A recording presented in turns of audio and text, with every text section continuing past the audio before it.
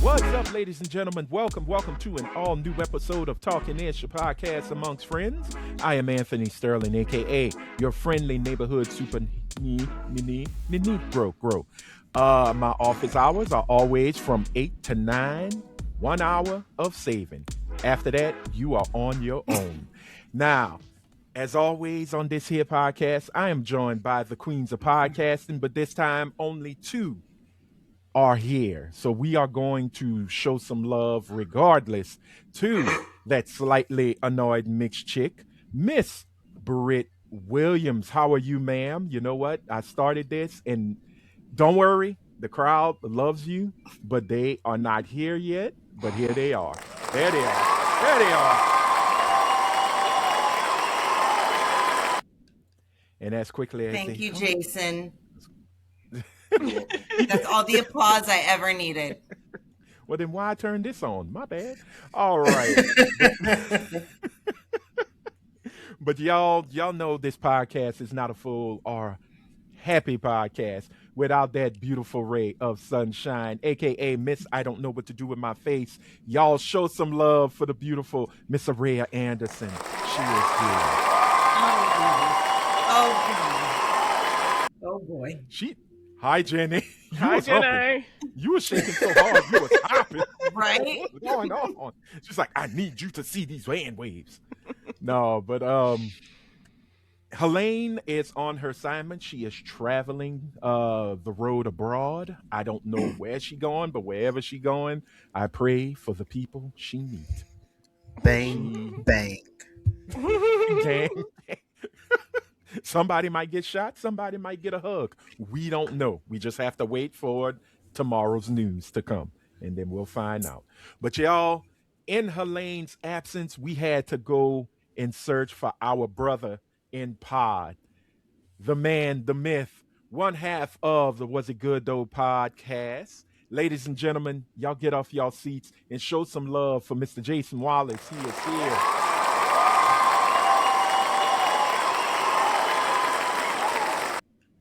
Wearing his Ray shades so he don't have to see the bullshit. You know, everybody got on glasses. I lost mine, but you know, sometimes these lights are too bright, but I need to be seen. So these the hater blockers. There we go. He say straight up, I'm just gonna block all the shit I see from the people I can't stand. But hey, y'all, every time we do this, y'all know the call to action. Make sure, I'm going to switch it up a little bit, but make sure y'all hit that blue thumbs up because blue thumbs are cool and it helps the algorithm. We are trying to be seen, ladies and gentlemen. It is like us in the civil rights times. We want to be seen and heard. So hit that blue thumbs up. Make sure you hit that bell. Turn your notifications to all. Now, if you've already done this, thank you. If you have not yet subscribed, again, I say, why not? What's going on? Talk to us. We're family. We can have this conversation. No one's going to hate you for it. But make sure you hit that red subscribe button because it will only take a second. If you are at your friend's house or you have a friend's phone, go on their YouTube, follow us. Subscribe. If you're at your parents' house, go to their YouTube. They might not have one downloaded. It's fine. They'll never know. Follow us. Subscribe. Just for us, Just you can it. do this. Just do it. It's free. Or hit that little arrow and share it with somebody that you think may like this information or that may like what you hear on today or something that you heard in the past. Don't be gatekeeping this. Share this. I mean, you know, we want the whites. We'll send it to a racist. Latinos. Please send it to a racist. They'll subscribe because they love hate. Hopefully a racist who don't know how to use the internet well, so they find out where we work and what we do in life. Never mind. Don't send it to a racist, please. Send them to the ones in West Virginia. I don't think West Virginia. Kentucky doing all right. They good. They good. I noticed in our analytics, there are folks from Germany that are checking us out. There's 1% in the UK. That 1% might be some Black American who went to London to visit. But hey, And got You put lost? probably put the UK on the map. So we shall see what comes from it. But with that being said, y'all, again, thank y'all for checking us out. So we will move on because it is time for our weekly wellness check. Now, usually we do this when, the Fab Four are here, but today we are the Fantastic Four. And I think we still need to see how everybody's week has gone. So we are going to start off with our guests. So, Jason, how was your week, sir? My week was pretty copacetic, as Helene would say. But it wasn't nothing too crazy. Nothing, I did get the Dakota Incident comic book. I haven't read it yet, but I did watch that documentary about the Milestone comics that Helene sent. But it's been pretty chill. Been pretty chill. Can't complain. I'm sorry. I'm sorry. I heard everything. I was trying to take on my mic. My sister I was trying to be rude. My sister was talking to me, so I muted, and she's like, "Check your phone," and I'm like, "Oh, okay." She's like, "Audio something from Wingstop." All right, I shall. All right, Rick Ross. I'm going lemon pepper. Oh, Oh, but that's Ooh, awesome, Wingstop man. sounds so good right now. I find it better than Buffalo Wild Wings. Don't hate me. No, my I favorite find are it. the Chinese people wings. I had me some honey garlic wings yesterday, and they were the bomb. something about how There they. is a place I'm sorry, it is so funny. Not funny, but there was this place here called Wing Chung. And they Not Wing Chung. and they specialize. I think that's what it was called. Because there was Chung King, and then there was Hmm. this little spot on the north side of town that was called Wing Chung. And they had some of the best fried wings because they fried them hard. Hard, yes. Yeah, and I'm like, oh, y'all know us. Y'all know black I, folks well. I, Hmm. I just prefer nigga frying the wings. That's just Yeah. preference. And that Yeah, I I can't, mean, I can't. Something about the Chinese wings I just can't get with. they're cheaper though. You can I get an will 80 say they're a piece for little $5.99. extra It's geese. It's oily. geese. It's They, geese. It's they're not geese. oilier. I didn't eat no geese yesterday. Yeah, they're very oily. They're very They oily compared Hmm. to when black regular people fry chicken. wings. Yeah. Yeah. It's because it's geese. They hold the grease a little differently when they do it. Yeah, Ducks but are really greasy, by the way. Ducks are super greasy. If you ever eat duck, it's kind of That's greasy. what. It That's is why I greasy. said. well, the beauty of it, but that's why you have the thing duck fat fries because duck fat Hmm. Duck fries fat thing is like it gives it delicious. a yeah, it gives it a great texture. Okay, this is big back talking. This ain't what it is. We talking ish, not talking dish. Um, but it's all good, Britt's over you there know. cussing out her dog. Already, that dog has already asked to be seen to the kingdom of heaven, and you have not given him his wish. Leave Well, him that's the alone. that's the good one. That's the healthy one. That's the boy. That's the one that had the thing around his neck. He the Oh, that's special one. true. That's true. That's the special dog. He is It's That's the special. the dog with the helmet. yeah. That's the one Helmet. Helene would clown all the time. Yeah, that dog is you know, spared. But it is what it is. But we're gonna move on because I want to know how that beautiful ray of sunshine was shining all week long. So Rhea, Yes. how Yes. was your week? Well, I had another interview. Um, Oh, so how did please it pray go? for me. It went really Girl, well. It prayers actually went to the really phone. well. I Awesome. had an initial interview, like the phone screening interview, like three Okay. weeks ago. Then they sent me these tests to take. I took the test, and then they sent me Mm-hmm. to the hiring manager who I'd be working for, and that was my interview on Friday. And it was really Okay. laid back. She was really chill. She seemed to like my answers. She seemed to be engaged with me. So we shall see. She did mention the next step is meeting the CTO because I'll be working for the tech department. Okay. So Okay. the CTO lives in Jacksonville, but he'll fly down to do interviews to Tampa or he'll drive down. So that's the next step. So please pray for me that I move on to I the next step. I want to tell you something positive about that. They never waste a C-suite person's time with just possibilities. anytime you are meeting a C-suite person, unless you are directly supporting that person as an EA, it's because you are a viable candidate. Well, she loved my experience at Podia, so Okay. we shall see. We shall see. Praying prayers. Prayers, prayers, thoughts, screams, yells, fighting with the universe to make sure you land this job. I really Yes. hope you get it. You deserve it. Thank you. Thank you. You deserve it. So that was my week. It was good. Okay. Well, good.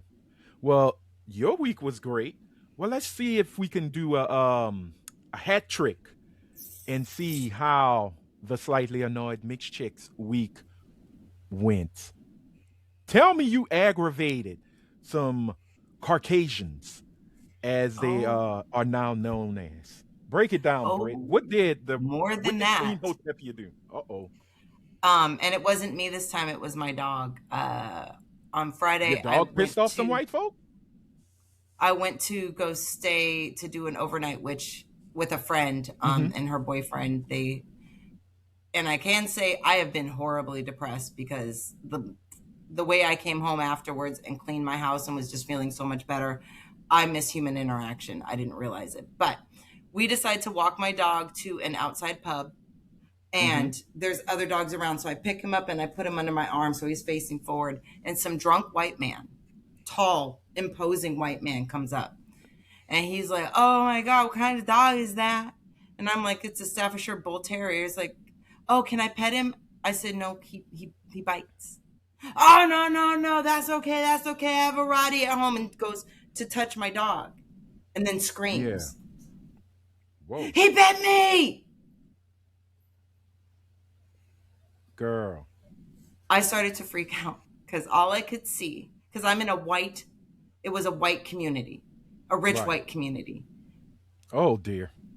Right. And I'm the only person who is not white in that little area. So I'm like, "I'm really sorry." And he's like, "Oh my God, he broke skin." He did not. There was no breaking skin whatsoever. He's like, "He broke skin. Oh my God, he broke my skin." So now I'm really freaking out because I'm like, great. Now they're going to take my dog away. They're going to kill my dog. I'm going to have some shit's probably going to happen to me. The only thing that saved me was he then turns around to his friends and he's like, "Oh my God, oh my God." And they're like, "What happened?" "Her dog bit me. Her dog bit me." Every once in a while, a white woman at the table, she goes, "Oh, shut up." She told you he would bite you. Yep. You did it to yourself. Good. Somebody with some brains. Some common sense. The sigh that I let out, because all I could think was, if a white man says it, it must be true. No cop's going to listen to me.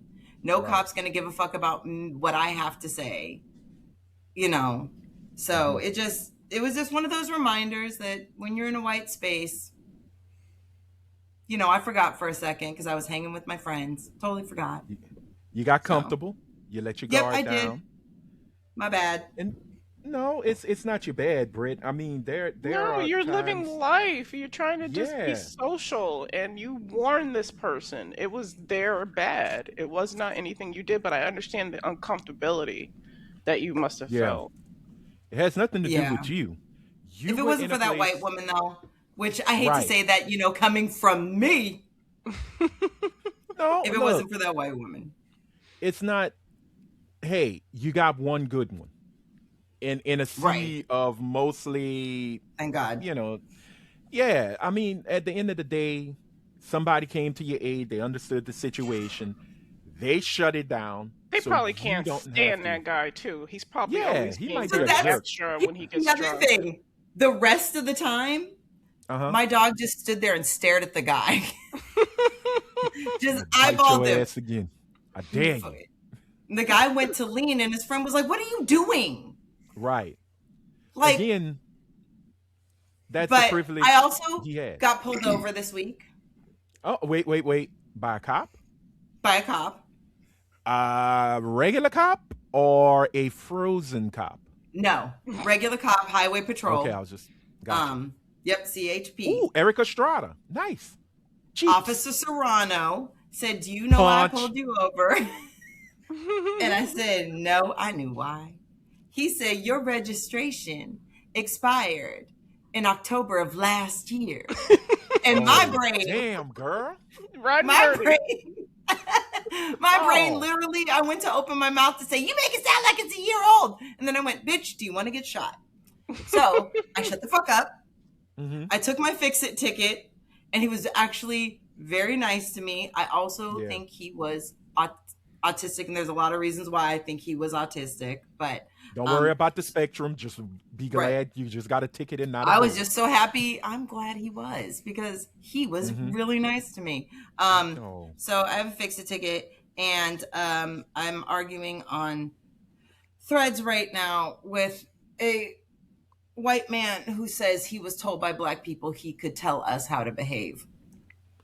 What? Okay.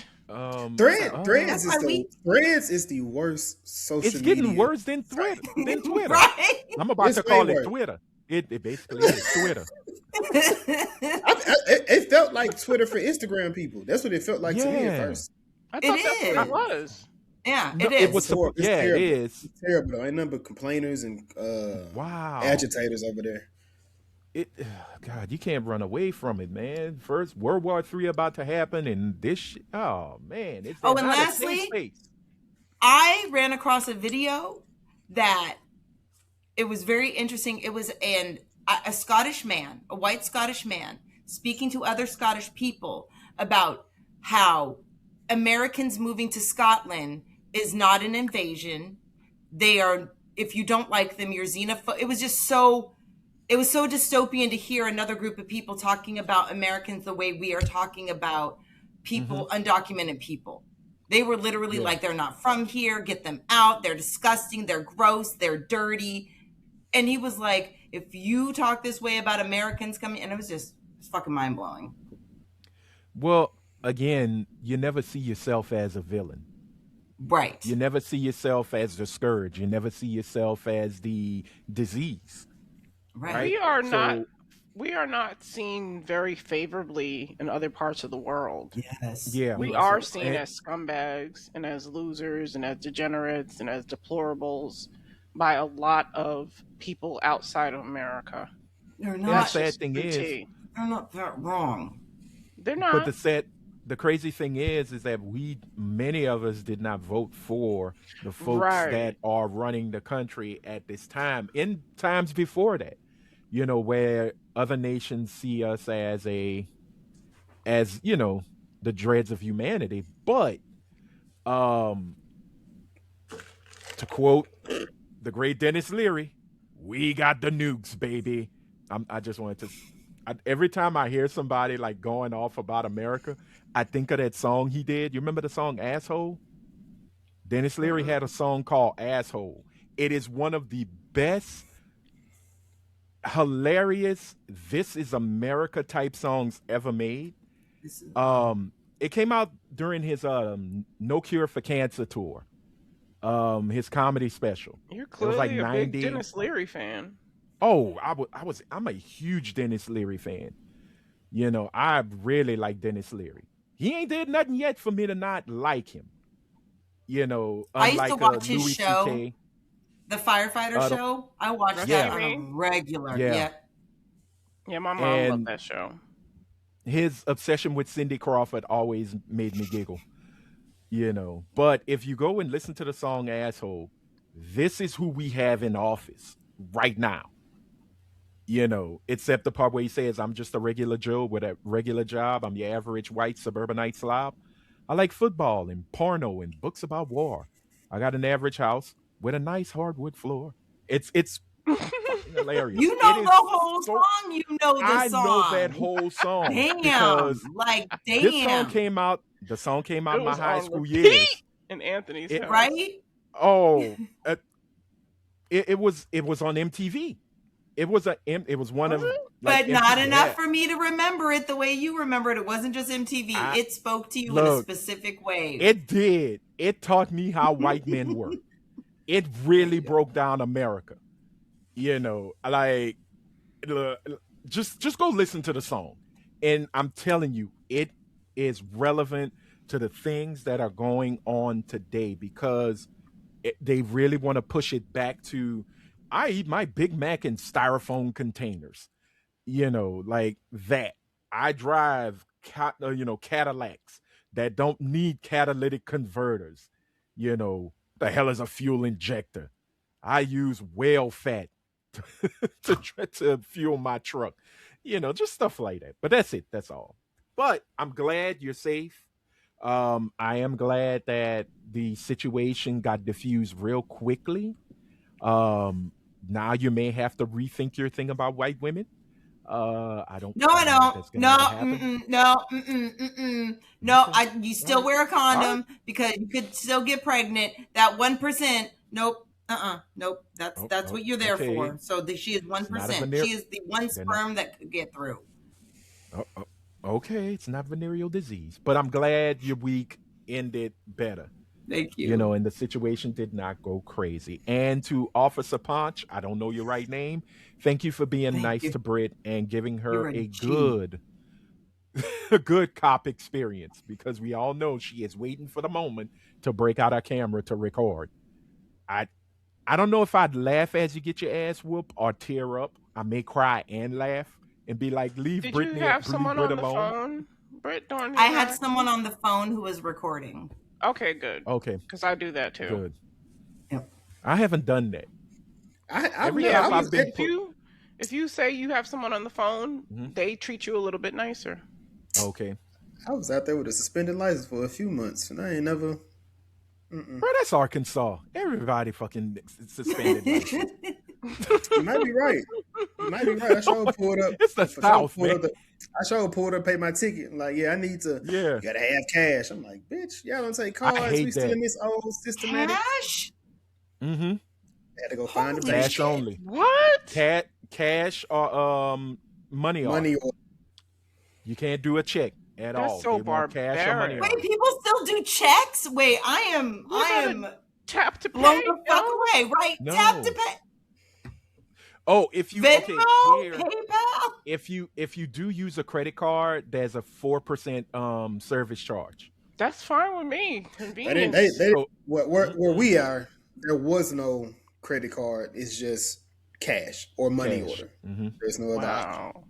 And they got a person who does the accounting that wears a visor, and they have the old school accounting. Well, Johnny, we see here that they're short 5 cents and a nickel.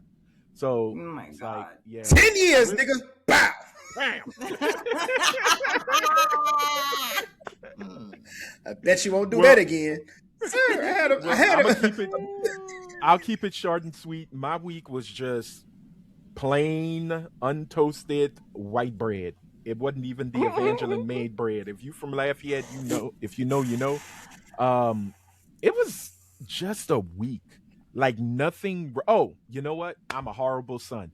It ended on a good note because I will say this right quick. I do want to wish my mom a happy birthday. Oh, happy birthday, Mom! Happy birthday, Mama Anthony. She don't even listen to this thing, but as long as I say happy birthday, I feel like I've done my child duties, my son duties. I don't care. Everybody knows it. She's the big 7-0. She has reached 70. She is now known as the oldest black woman in the world living. If you know the joke, you know the joke. You got to watch an episode of Blackish. That was a great episode. So we did a couple of things. We bought a damn sofa. We took her out. Nice. Yeah, it was nice until I had to look at the bill, and then I went, all right, cool. Happy birthday, woman. You brought me into this world. Thanks. And the beauty of it is she gonna forget my birthday. So what else is new? Yeah. Mine comes and goes and nothing. Well, you technically wouldn't have a birthday without her. So basically her giving you the birthday is saying happy birthday. Did I ask for it? There are adult children now who are like, I didn't ask to be born. You owe me. I never asked. I didn't knock on your womb and say, hey, fuck that man. Bring me in. No, I did not do that. The least you could do is say happy birthday. I ain't asked for shit. Every year, during my chubby days, all I wanted was a German chocolate cake. That's it. Little coconut here and there. What did she do? She make my aunt make a fucking pineapple cake. You know I don't like pineapple. What the fuck is wrong with you? Why you do that? I feel you. I know. I feel you. I My understand, graduation, Anthony, yeah. more than you know. I understand. My Like, high school I take out the graduation, garbage. I paid. I hate eggs. My dad made quiche, and that's all he made. I don't eat eggs. And it was For my high 10th school For my graduation. 10th birthday, all I wanted was Barbies, and I got a box Oh, that was it had wrappers on, like the wrapper was on it. Yeah. And I felt it, and I thought it was 4 Barbie dolls the way it felt. Right. And it was hefty enough, and I opened it up, and it was a little boom box, like a little $10 boom box. Oh, poor heart. Yeah. Poor heart. It's like, it's not and that that's what hard. I started think her doll obsession to this day. and that's what brought her down a downward spiral to meeting men who knock her out during sex. But Like, this is in your back pocket, though. It's like in your back pocket He at just all pulls it out times. at all times. He just pulls it out. Anything that I've said about my personal life, he just hits me with the 1-2. Jesus. I was born on a Friday, and that's why you make horrible pussy decisions. It's Right. See, That's like, all I have to right. say. I'm already talking about some trauma that I've lived through. Oh, and he doubled so down with sorry. more Double trauma. down. I'm sorry. I'm sorry. I am so sorry. Mm-hmm. Okay, you know what? For me, this is me. Shut the fuck up! I was wrong for that. I was wrong. I deserve that. I Thank you. deserved it. No. But yeah, that was my week. It was a great week. Happy birthday, Mom. Wishing you many more. You got the cake you wanted. And she was happy about that. But watch, June 8th come. Watch what I get. Nothing. Not even a sliver of coconut. Not a sniff of chocolate. Nothing. And then people be like, boy, you grown. Buy your own damn cake. No, bitch, that's not the point. The point of a I birthday feel you. is to be given gifts. That's I not the haven't point of a gotten celebrated. birthday. in years. To be celebrated. That's not the point of a birthday. The point of the birthday is to be brought here. That's it. it ends at that. You and your Anything- little Baptist thought, stop. I'm Stop with that Kojic. evangelical bullshit. I'm Kojic, first off. But secondly, within I don't know what that, that means.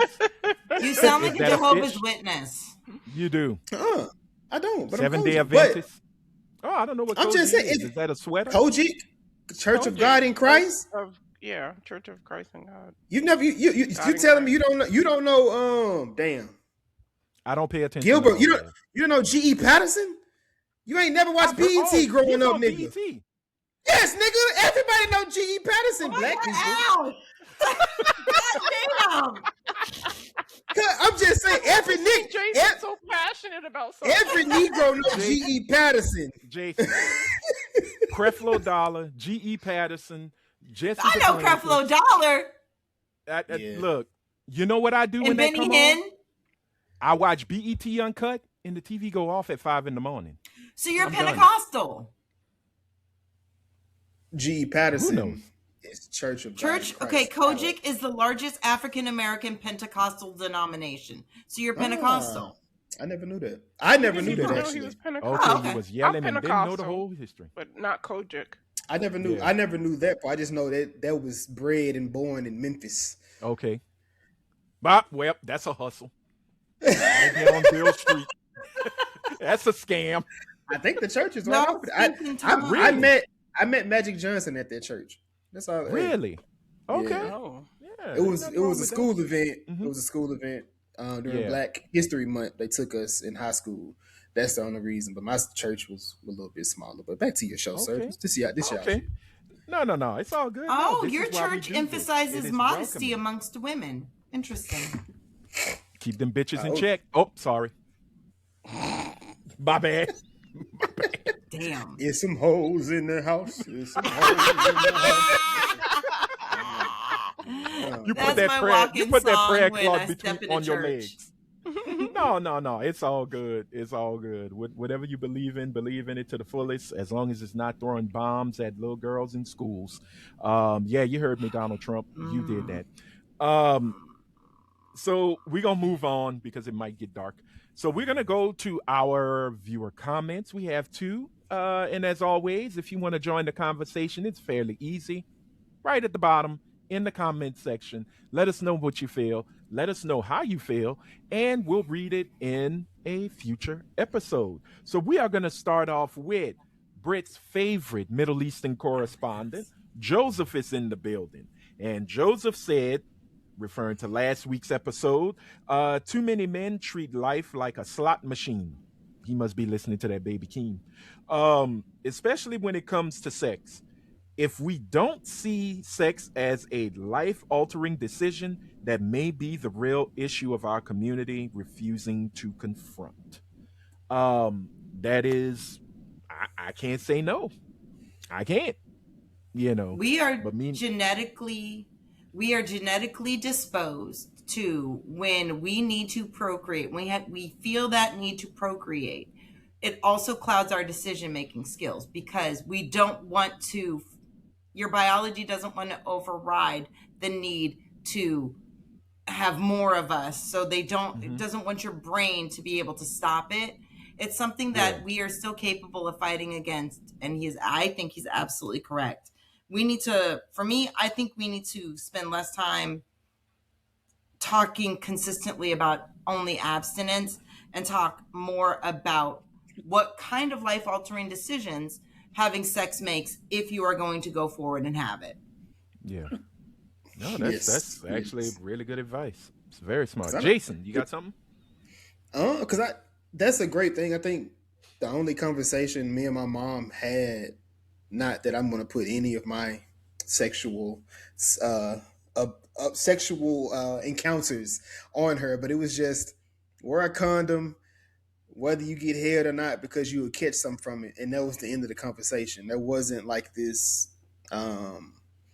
I think there should be a conversation where it should be more of about of how you engage, what happens, what comes from it, how to engage in a safe way, understanding people. Because once I got a woman pregnant, then it was the conversation of you need to have an abortion. But then it was the conversation of you should have kept a condom on, and then you only take it off if she's on birth control. Then you can be a little bit more lax in that. But I'm like, bro, we here now. The baby's here. Yeah.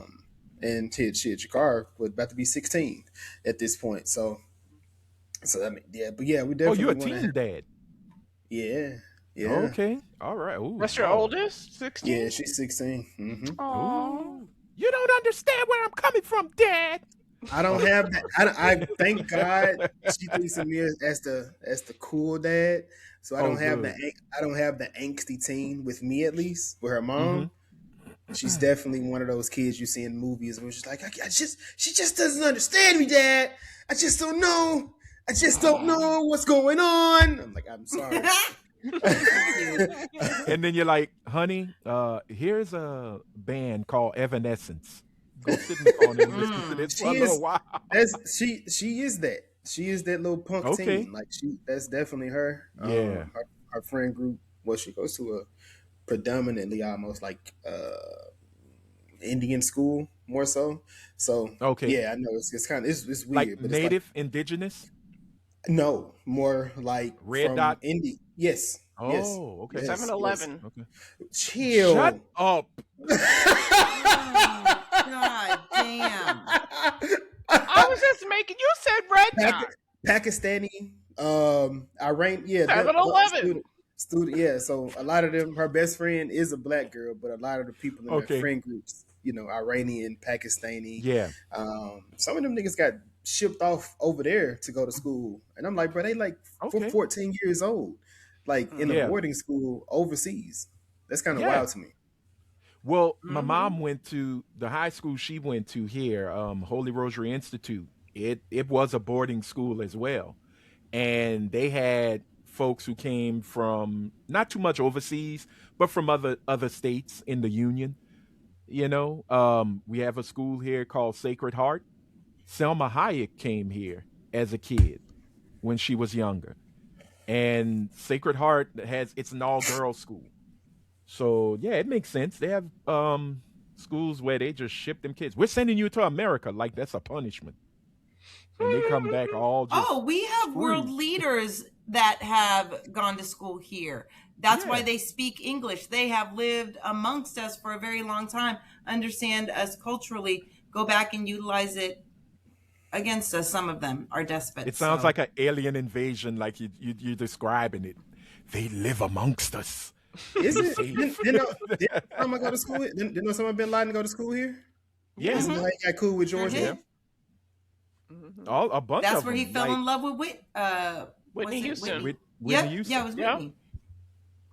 Yeah, that man took down 2 towers to be with a woman who like crack. All right, we're gonna move that on. Or I'm joking. it's the power of a black woman. Who like crack. She's drawing you in. She's so beautiful. Helen of Troy was a black woman. That's right. There you go. And she shall be portrayed by one. Well, Thank okay, you. Lupita Nyong'o, please chill out. We don't know yet. Show me a People poster. are flipping out already, though. They're losing their yeah, shit of just course. the thought. Of course. Well, you just had the movie. What was it? Troy with Brad Pitt, and Helena was a white woman. So put 2 and 2 together. Racists are like, you had a Super Bowl a couple Super Bowls ago. Jesus Christ, what else do you want? Seriously. The whole goddamn thing. Now leave us be. But we gonna move on because we have one more comment. Accuracy. Oh, stop that. Don't you talk the truth. This one comes from Saucy Goddess CC. And CC said, great episode as usual. And we can't trust these. Insert whatever you can't trust in human beings. It can be nuggets, it can be crackers, it could be whatever you feel. Napkin sapiens. Mayo muskrats. Yep. Melanated. No, let me stop that because somebody gonna use that and put that in one of them QAnon threads. But she did say y'all are out the box, and damn it, we are proud to be. Thank you, CC. We appreciate that, CC. Joseph. Thank you. We appreciate you as Joseph. well. And as always, if you want to be a part of the conversation, just put it in the comments, no matter where you listen to us on YouTube or on Spotify. Put it in the comments and we will read it on a future episode.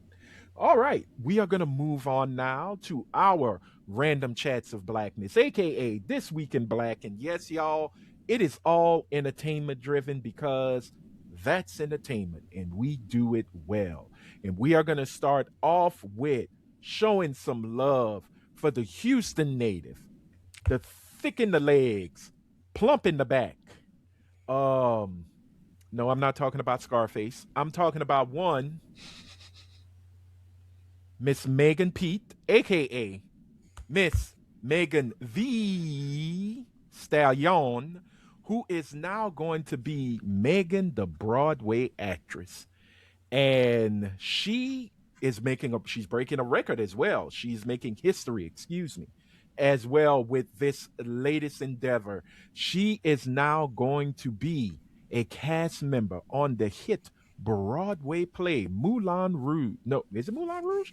Mm-hmm. Yes, it should have been Moulin Rouge. It is Moulin Rouge. Yep. Sorry, y'all. I was about to say Chicago at first. I get those two confused too all the time.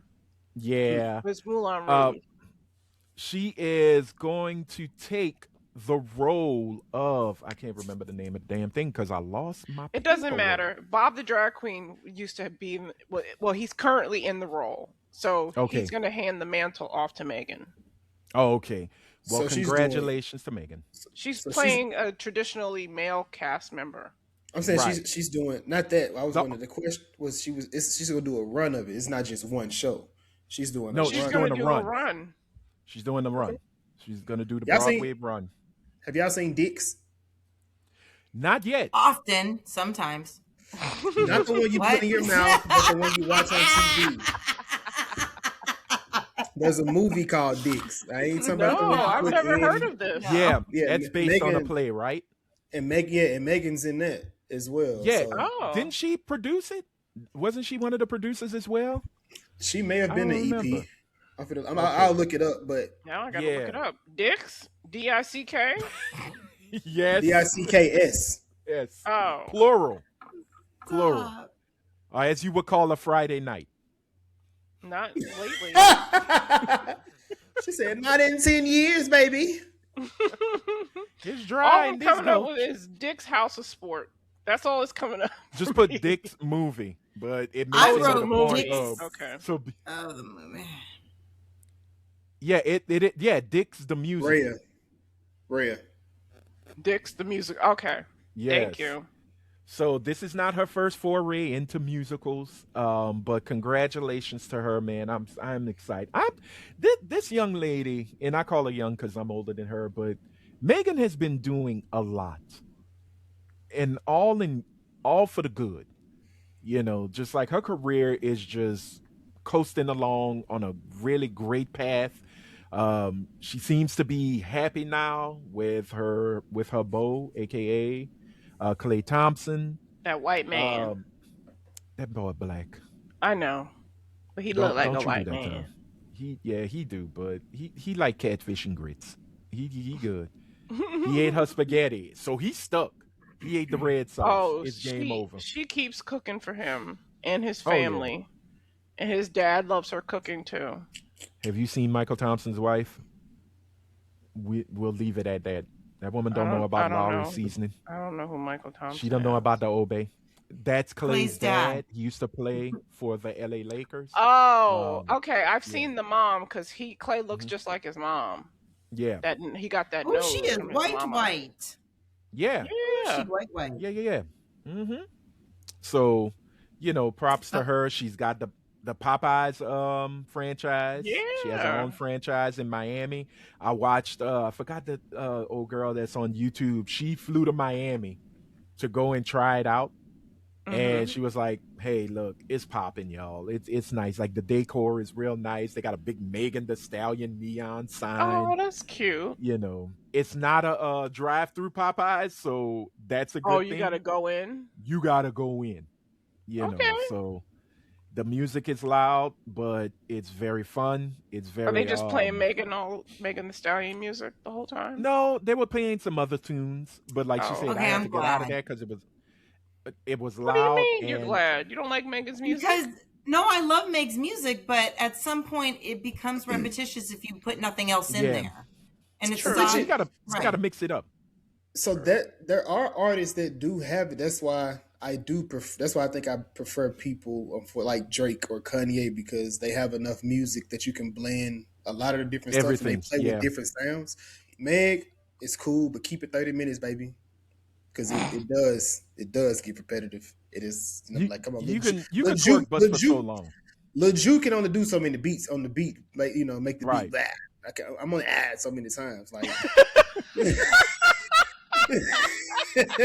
You know what I'm saying? And women, Yeah. and today you almost got to be on a date to get a dance. So it's like, I don't even want to hear that twerking shit no more. Like, I don't. True. Yeah. Like, you over True. there chopping it down for an hour before if she dances, you might just get her a drink and go about your night.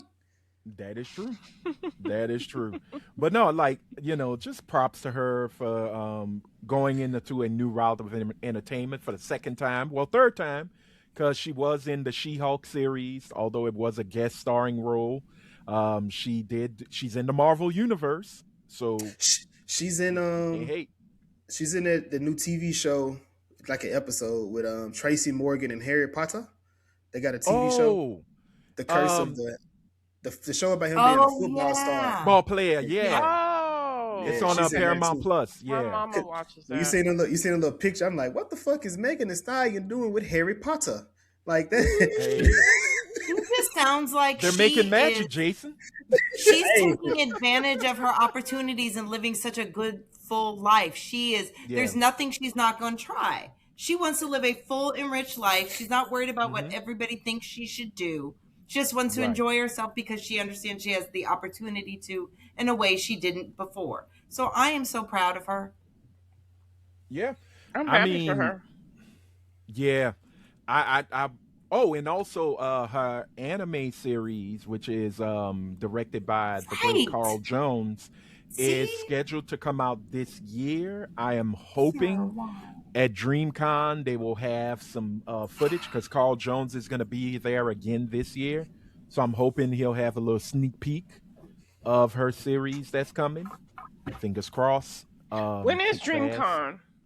DreamCon? July 10th, 11th, and 12th. 12th. Oh, okay. 10th through the 12th. We found out that Girl, ask your sugar mama to fly you out. we found Well, out I'm Chappelle. already going to be using all my vacation time in June for my cousin's graduation. Girl, niggas graduate every day, B. No, I'm joking. They don't actually. Shit. They don't. It's some I was gonna say, it's being My some kids, shit. my kids didn't graduate. Oh, whose You fault is laughed that? about No, it. yeah, you I mean, chuckling. they're old now. I don't give a shit anymore. Wow. They made their choices. Okay. You know what? I'm not. That's not my business. I That's not my graduated business. and went to 2 colleges and graduated from both of those. So it was, Yeah. I gave the example. They decided to do what they wanted to do. Knuckleheads. And still Yu-Gi-Oh cards. I mean, Exactly. yeah, we just keep that moving. And But it's still all paying good. for it Oh, and not understanding why. Consequences, my nigga. Consequences. her He's son, still paying for the Yu-Gi-Oh cards? yeah. Well, he's still having trouble with employment opportunities because he It's a stole felony. from a retail giant How many did he And- steal?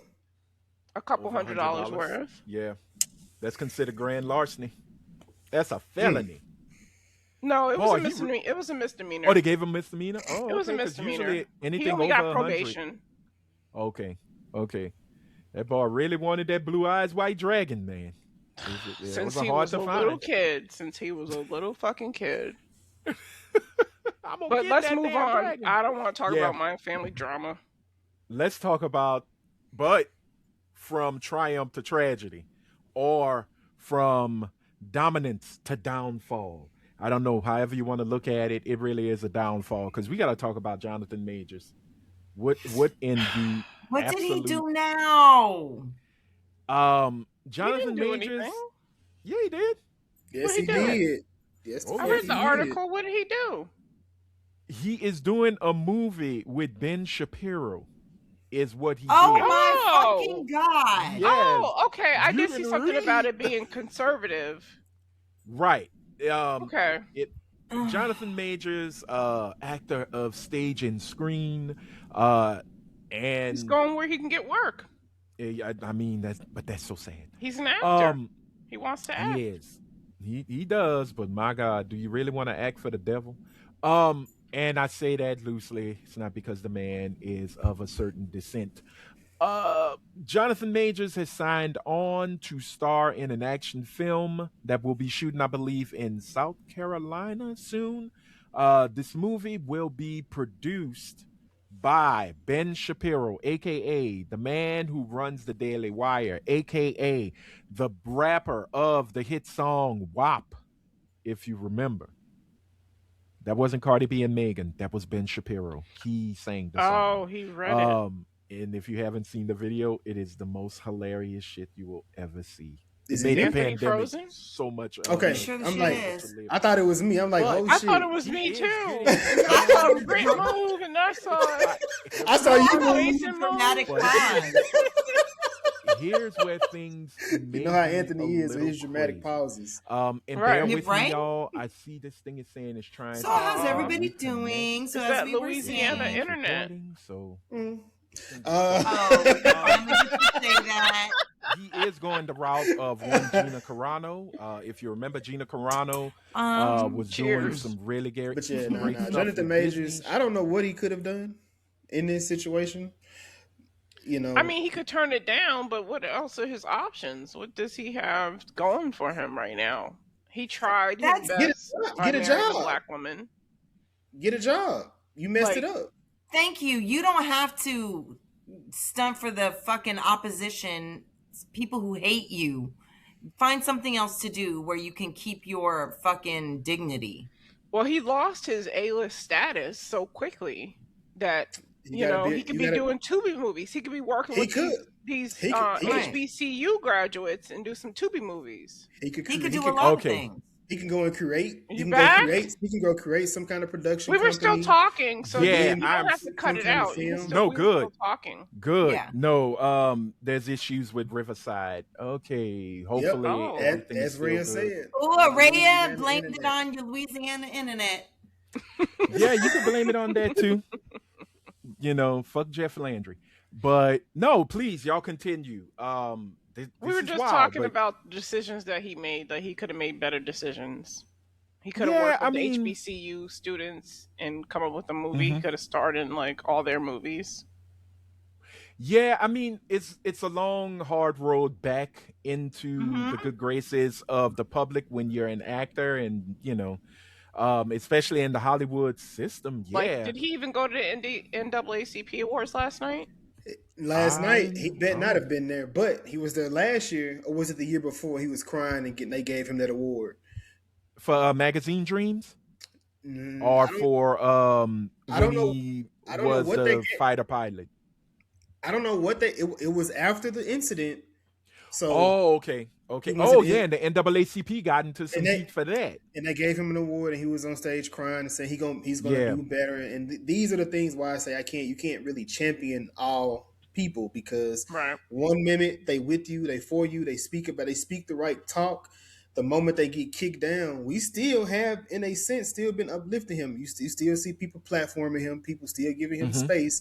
Now, you have to understand the severity of what you did.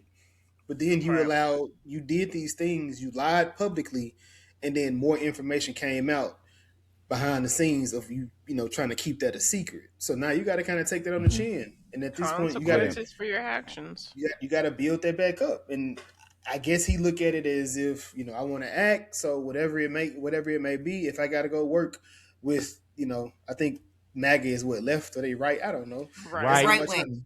He goes to the right wing, because the other guy he's working with, Levi, is that his name? The guy from Shazam, he's a right winger. Zachary Levi. Yeah. So they're working together. They're a buddy. It's a buddy cop anti-woke sinners movie is what they're pushing this as. What? Here's the problem. So here's my thing. Do whatever you want. If you feel like you need to, the only way to get back to your craft is to work with people who hate your community. Don't come back to your community and ask for acceptance or forgiveness. And when they don't be mad.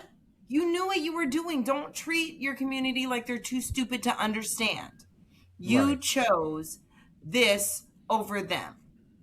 And you will sell them out just as fast as you can sell yourself out. That's the other thing. If somebody's willing to sell their own soul, you think they're not going to sell yours in a heartbeat? Well, I think he got tired of making good paying for everything. So he's like, oh, this is money. I'm going to take it. Okay. Guess what? Lowe's is hiring. Go get a job at Lowe's. Make your own little bit of money for now. Because what's his name did that? Alvin did that. What's his name? I don't remember his name. Yeah. What's his name? Oh, Elvin from the Cosby Show. Yeah, from the Cosby Show. He went to work at Trader Joe's. Exactly. Yeah. Until 50 Cent picked him up. Mm-hmm. Well, but you see, another thing too with his situation, Jeffrey Owens, he was okay with that. He knew how Hollywood was. Right. And when a lot of the things that happened with Bill Cosby, the syndication money was not coming through due to, what happened with him. And a lot of people pulled from the Cosby Show syndication, weren't showing it anymore. So things happened. He understood his what he needed to do. And like he said, look, I'm okay. My life is my life.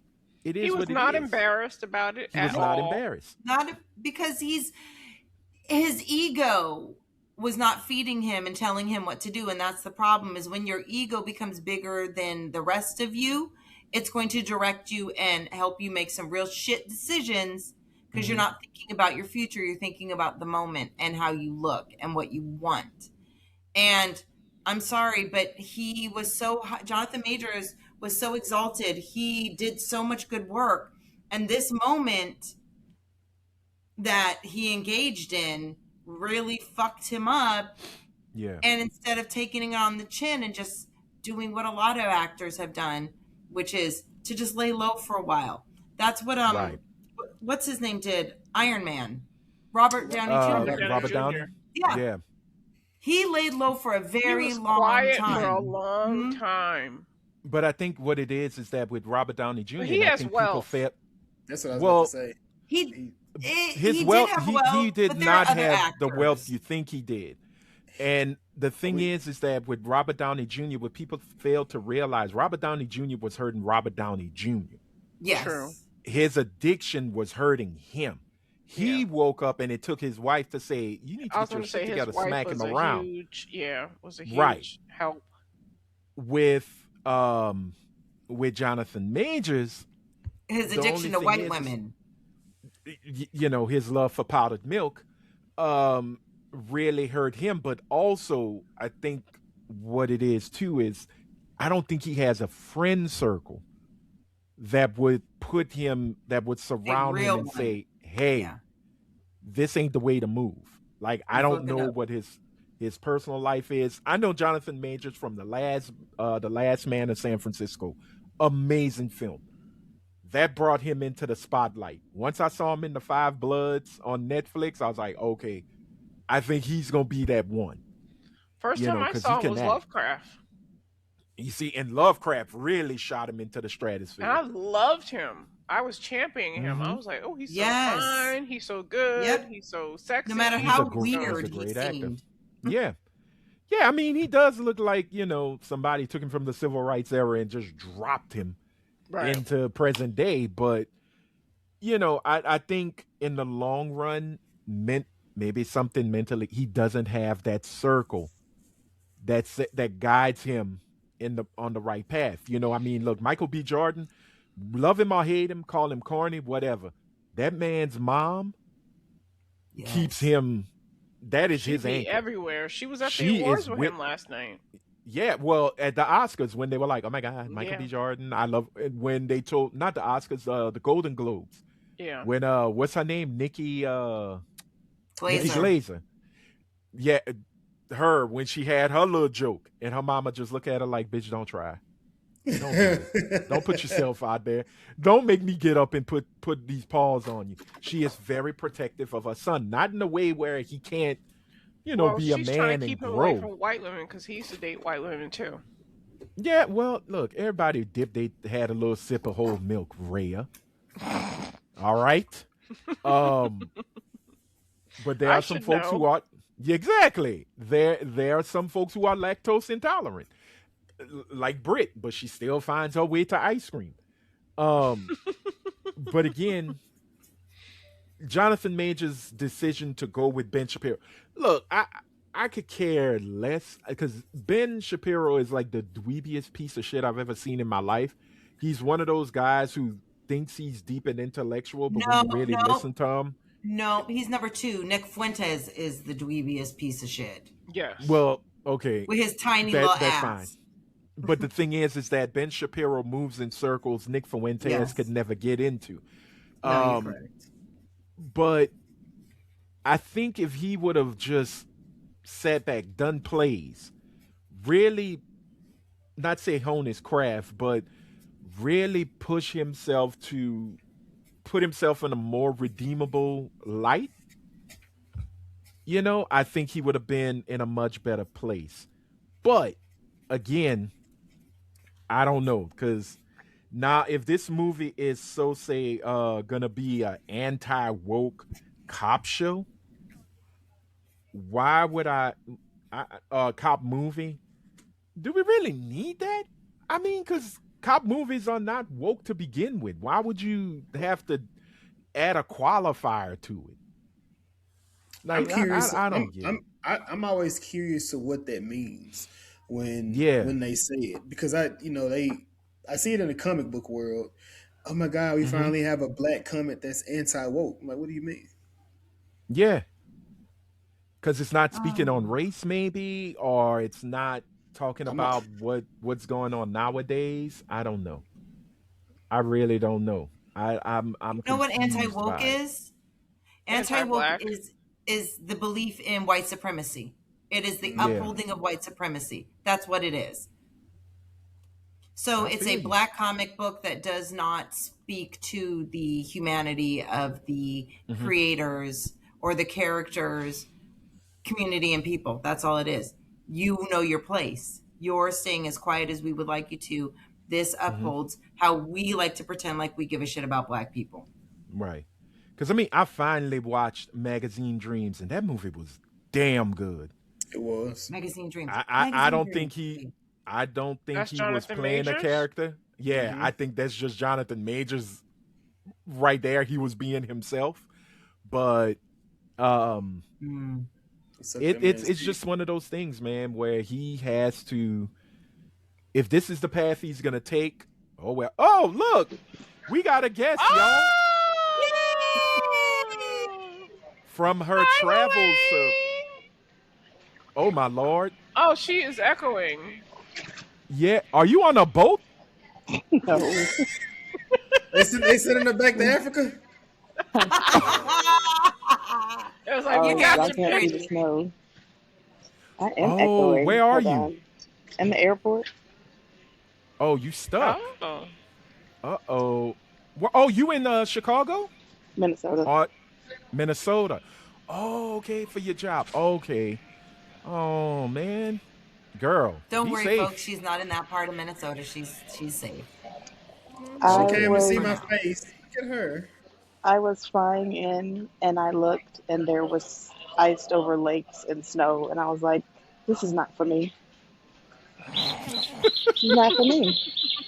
Yeah. Oh damn. Yeah, it's not good. That is not good. So you laid over or delayed? No, I'm waiting on the person with the car. They landed an hour. Oh, Oh. okay. So you're there. So Oh, so you're gonna be you're there for what? The there. week? 3 days. I leave Three Wednesday days? night. Okay. Your hair Girl, looks nice. Right? Her hair looks Yeah. so your pretty. hair is She's so braided like pretty. you were going on an island, but you're on an ice float. You're on a Island glacier. girl. I always get braids or I twists or hate something when I go out of town because I don't want to Okay. pack all my hair accoutrement. Got you. It's too Okay. much shit to pack. Yeah. Well, I'll be I'm just knowing glad you words, made it there Jason. safely. I know. I ain't saying nothing. No judgment here. No judgment here. It looks pullable. Uh-huh. Oh, okay. All right. Okay. Do you want us to step From the out? phone We can to step the out. I like You I like know. an audience. No. Oh, all right Hold there. on. All right, Record. exhibitionist. I I don't know what he's talking about. Girl, just don't even do it. I'm glad you made it there safe. Your forehead is out, it's shining, it's glowing. You're letting Is the it world know. shiny? Hold on, I can fix Oh that. yeah. Look at Britt. Britt is representing you. Look at hers. Yeah, Brit Yeah, hair there's pulled like back. I, a I light tried I shining tried off of to Britt's forehead. right. I tried to mattify mine. Is it still shiny? Shit. No, it looks No, great, Britt Helene. is. Stop. Britt's is Stop. shining. Brit looks like you could stick her on a light a I have a lighthouse and she ton could of bring the cocoa butter ships on in. right now. Oh Yeah, it's damn. showing. Yeah, you is slick Rick. But no, All right, we were I'm talking about echoing, so I'll leave y'all. Is it echo? It's echoing even in my ear. okay. Well, we glad you made it safe. Thank you for So showing We up. miss I'll leave you. We Yeah. y'all. love you. All right, I girl, we love you. know. I know. Be safe. All right, Jason, Miss. Uh-uh. No, no. Get off the phone. Later, girl. Be Bye. safe. Bye. Peace. Miss Helene Tarragano, y'all. Y'all show some love for Miss Helene for just stopping by and just Saying hi. hanging out with us. That was so nice. And when she said she was traveling, I thought she was on her way back home. I didn't know she was on her way to Minnesota. So I'm glad she was able to get there safe. But let's start to wrap up the whole Jonathan Majors thing. My question is, are It's you going been to a see the wrap. movie when it comes out? Hell no. No. No? Fuck that movie. My support Nope. has now died. It's a wrap. Yep. Oh. Oh, damn. See, now for me, if DC decides to make an icon movie, there's Augustus Freeman. You got him. Jonathan Majors. It's a nerd thing, Rhea. Just pick up a book and read. Okay. You'll Yeah, because I yeah. didn't understand the reference. No, But it's it's okay. okay. I It's don't okay. understand a lot of stuff. No, no, Oh, no. that You is understand a not lot. true. Girl, stop trying to buck. Nerd Stop trying to stuff. buck off. Yeah, you go. Say it that way. I don't You understand know, a Okay. lot of nerd stuff, should I say. she knows a lot about fat Barbies. They're curvy. Yes, that's a cool way of saying they're fat They're as fuck. thick. No, I'm joking. They're thick. They eat. They eat Uh, sandwiches. But they no, do. from that note, we're gonna move on to something a little more positive. And it has to do with a streaming service that gives us some of the funniest black films ever made, and that is Tubi. So I was supposed to do this earlier, like during Black History Month, but Tubi has they got an initiative running. They have two. One is the Blacklist, which I think again, I wish Lisa was here. I really hope she would jump on that initiative that they're doing. And the other one is linking up with HBCUs to bring in more diverse and more open scripts and content with young black script writers as well as directors, because that's another part of their initiative. They haven't spoke about it much, but they are working with HBCUs to bring more young, colorful, melanated heavy content to the streaming service. Why?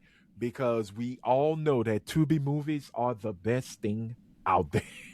If you If see, you're intelligent, if you are a network, the mm-hmm, smartest thing that you can do, especially when you are trying to create a base, an audience, is always to include the black perspective. That's what happened with mm-hmm, UPN. UPN was struggling, and Tyra said it best. She right or wrong, love her or hate her, she is the reason UPN thrived. yeah, Tubi understands its base and wants to build. And yes, once again, it's about money, but they're not going against their own best interests out of racism. You know what I mean? Right. Where a lot of networks would rather shoot themselves in the foot than fucking amplify black voices. So I'm here right. for it, Tubi. Well, Tubi gets the best free advertising ever. They do. They get it for free. When you see everybody's like, "Oh, it's a Tubi movie." Okay, we watching it. You Right. had, what was it? The Grinch That Stole Bitches. You had I mean, when you have something like The that and rapper it who got becomes shot in the foot. foot. No, that was on Hulu. That wasn't on Tubi. That was on Hulu? No, Uh-huh. it was That was Tubi originally. really? Okay, Yep. I saw it on It Hulu. was a Tubi movie. You watched it. Again, she did. Rhea did. Rhea watched it because Rhea brought it up on a few times on the pod. But for me, to see that they're going in that initiative, it makes me feel like they're becoming more BET than BET. And I and now that is for better or worse. We don't know what comes out of this initiative. You may have the next Spike Lee, you may have the next Tyler Perry, but again, I say you still need to have those voices out there to tell stories. Because my thing is this: Tubi is owned. I think it still is. I don't know if he sold it off, but Tubi is owned by News Corp. News Corp is owned by Rupert Murdoch, who Oh. used to own Fox Network, who Yeah. still owns Fox News, He's who still alive? also, oh yeah, girl, He's you like a can't kill him. billion and melting, but yeah. Yeah, he looks like a melting candle. Yeah, Fox Nation, Since things 2020. like that, Fox Soul, all of this craziness, right? So Tubi is, you could call it a tax write-off, you call it whatever it is, but Tubi has been slowly but surely gaining subscribers. Why? Because it's free. Two, because of the content. Three, a lot of people can get over seeing commercials because when they get to see them fuck ass movies, they are presently pleased. I'm That's not why- like that. That's why I don't. I watch gotta pay Tubi. for mine. That's why I don't Yeah, watch Tubi because I I can't take the refuse. commercials. The ads, I'd I be like, I pay to get away from this shit. I like the clips. I saw a clip over the weekend. It was an Asian lady. She was pretending to be a cleaning lady, Uh and the huh. family was trying to get past her. They were in the hospital, and she had her cart was blocking the hallway, and they were like, "Excuse me, can we get past?" And she was like, "No," and she pulled out a gun and she shot them all, and she I'm stole so their baby confused. What is because what? she had a baby by the husband, and she made sure she shot the husband in the shoulder. She shot the lady and the 4-year-old kid in the head, and then she goes up to the husband Wow. and she was like, "Now I'm gonna take my baby," and she shot him in the head, and then she took the baby and she walked out and she Is changed her this clothes. real? This is This a is a Tubi Tubi movie, movie. girl. Oh, you said clip, so I didn't know what you Yeah, were it was a talking clip from a about. Tubi movie. Yeah. Oh, okay. And that's how Tubi's been getting a lot of recognition because a lot of influencers, they've seen the movies and they find those clips and they're like, They this put can't the be clips up, real. right? Yeah, there's one cat I watch on Instagram. His whole thing is to make fun or is to spotlight the most horrible moments in or funniest moments in black Tubi movies. And the one that still has me laughing is like pretty much every Tubi movie, black Tubi movie about relationships. The guy is yelling at his girl for being for infidelity, and he goes to backhand slap her, and it is such a gentle slap across the face, and she moves with it, and she just goes, "Oh," and she goes to the door, and it's like, "Wait, what's going on?" You know, so I think Tubi could be doing two things. One, spotlighting, which is good. And two, hopefully find hit that hit script or that hit content to where they can grab it and say, okay, that's ours, and just start pushing a narrative of It only takes to one. They put, to I mean, where we might be seeing Tubi as a pay service. Yeah. please no. But they do have the movies where they have Tubi originals. So they do have the ones Mm-hmm. that are spotlight or ones that are being pushed through that. And of Okay. course, with today being the beginning of March, all of Cartoon Network and I want to say Nickelodeon stuff is now live on Tubi. So, Oh, okay. Really? hmm like Oh, all the I watched cartoons. Tubi for some Yeah, Cartoon because I know Network. Warner Brothers had phased out Cartoon Network altogether, basically. They were working on phasing Cartoon Network out. And now with the big deal with Paramount and Warner Discovery, it's gonna get even crazier. So Tubi might be the place to be. I just want to But say one thing. That is not me breathing. That's no, no, somebody no. else. It's not you breathing. It's Jason's mic. I've It's already Jason breathing. No, it's not him breathing. It's It's the noise mic coming. itself. It's not him breathing. Is it probably Oh. the noise in the back? Look, tell me I don't breathe. Yeah. Don't do me. Don't do me. Don't do me. I snore. I don't breathe crazy when I'm awake. No, it's coming from outside noise. His mic is Oh, sensitive. okay. It's picking up noise All from the right. background. Because I've been It's muting okay. myself so that y'all No, don't it's hear me breathing. it's all good. It's not It's me. all It's good. not You're okay. me. It's Jason with the hard breathing. I But hear no, him. along with that, like I said earlier, Tubi does have an initiative with the Blacklist to bring more horror content. And if you've ever been on the Blacklist, not the show with James Spader, but there's this group that pretty much curates um, content, well, not content, scripts and movies from aspiring directors and writers.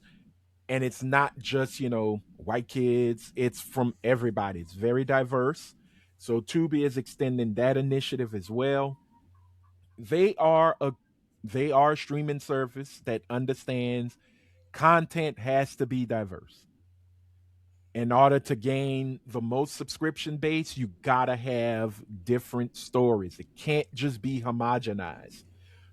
So for them doing this initiative with HBCUs, and the fact that my ignorance, it was willful. I didn't know there were HBCUs that did cater to film. I know they had broadcasts, they had media and journalism, you know, but I didn't know there were film schools now. So that's awesome. And the fact that they're opening the door for Oh, that, absolutely. My friend went to Clark Atlanta, and she was in the film program. and it makes sense because Atlanta has a huge media Yeah, backdrop.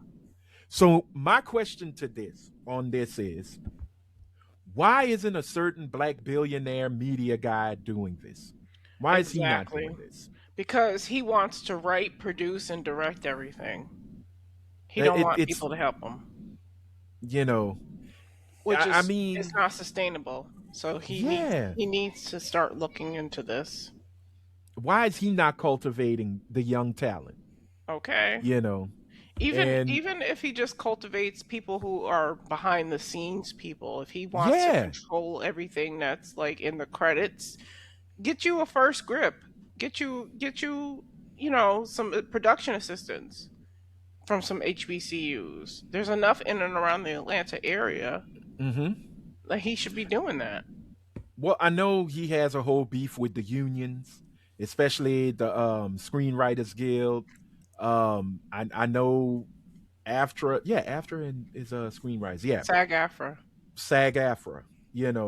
So I know he has his beef with that, but still, if you are, and again, I don't want to look like I'm pocket watching this man, but if you are trying to build a legacy and you're building this table, you build a table to bring other people to it.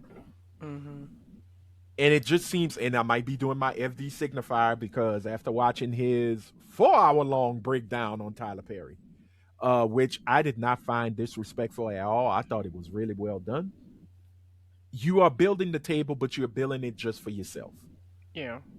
The Yes, you only thing have the he's doing studio, is giving black actors a platform. That's the only which thing he's is doing. which Which is is a still good, good. I'm yeah, happy about it because I've discovered some black actors that he has platformed. right. So I'm happy about that. But what about the people behind the scenes? Yeah, because Yes. the stories, you're not the best storyteller. When I'll you tell it to him do in his face. when you do just enough so you're safe, you feel from the criticism, Hmm. you're only doing it to uplift and save yourself. You're not doing it for those people at all. He has the Yeah. ability to extend that. He chooses not to. He just does enough so people will say, look what he does. Did you see him pictured with that new guy? The new Oh, shaking his hand, and yeah, somebody in the somebody was like, discourse. please Tyler, don't fuck him. Don't try to Yes, Yeah, fuck I him. saw yeah. Don't fuck that. him. Just nerd. Build a media. If you build, you've already have the empire, Give him a job, but don't harass that man. right? Like let him Right. live. That's not his Like type. you. No, No, you it's sure? not. He likes He's too white dark men. skinned. He Oh, like, yeah, he my like he bad. like, White he or likes light skinned Okay. men. light skinned men with bad braids. Oh, but again, I mean, you have all the tools that could do something to where Warner Brothers, Disney, Universal, Paramount, their studios cannot equate to the in size of what you have at Tyler Perry Studios in Atlanta, right? Your studio system could outrival and outdo Paramount, Warner Brothers, all of them, right? The only thing he's missing is distribution because Tyler can't distribute on his own. He's got to He deal with can't. Netflix. But that's having Netflix distribute his stuff for him. He Right. doesn't have the outlet like say a Disney does. See, Right. Disney has Hulu, Disney has Disney But Plus. but Oh, go ahead, go ahead. isn't Tyler Perry? He has a contract with Netflix and Prime though, if I'm not mistaken. Right. but that's True. who's doing the distribution for him. So I guess Which- I'm gonna let you get to the point you're trying to make, because I guess I'm trying to see what's the issue with that. It doesn't sound like you say it's an issue, but go ahead. No, they own the content fully. Own it. Whatever You he see what I'm creates. saying? Oh. No, whatever he creates, he owns that. That's his. But to Okay. get it out to the masses, he goes to another group to put it out there. That's what I'm saying. He needs I'm his not own network. exactly that. I'm not I'm dogging surprised he has his his own business. network. I thought that all black shit was his. I thought it Uh-uh. was. No, Uh-uh. I don't think it is. Bounce all black BET Plus. He has a stake in it, but he doesn't fully own it. That's still for Paramount. See, all those outlets he may have his stuff in, they're not owned by him. See, Netflix could wake up in the morning and go, "Yeah, we could toss all that Tyler Perry shit out. We're good." And Or- I would be but they hurt won't be. because I love Beauty in Black. That's my show. I don't think they Yeah. I don't think they will, because They won't. he brings the eyes, and that's brings all the they money. want. Yeah, he so I'm brings not people a to watch the Tyler Right. Perry show. fan, but I found this show and I like this show and I watched the show and I like the people on the show. So I'm not a typical Tyler Perry fan. I mean, I am a black woman of a certain age, so maybe I am a Definitely Tyler are. Perry fan. You're Yeah, the you're definitely a Tyler Perry You're fan. you're I in the mean, demo. you're in his. I just talked myself Yeah. into it. Yep. Yeah, think and he's- it's okay. I think for him, I think the two things where he I ain't gonna say went wrong. It's like I think it was like a bad miracle for us. Good for him, but bad for us. Yeah. Was that lady skipped out. That lady was a no call, no show in the play, which made Yeah. him have to amplify Become Medea. Medea. That's one. Two, he had to rewrite a script on the fly. So everything he does now, it feels like it's on the fly whenever he Right. makes them. And it's just like I said, you watching a movie, it could be straight. Like I said, it could be straight line, a straight line movie. Man in the family, he's questioning. He's not questioning his sexuality. Not at stake, but he's afraid. He puts a lot of I know for Beauty in Black, he puts a lot of gay shit in his stuff. Yeah, yeah. But like the guy, So like he's not afraid of it, but he's still doesn't want to come out. Well, it's not being afraid of it. It's what gets the eyes to watch.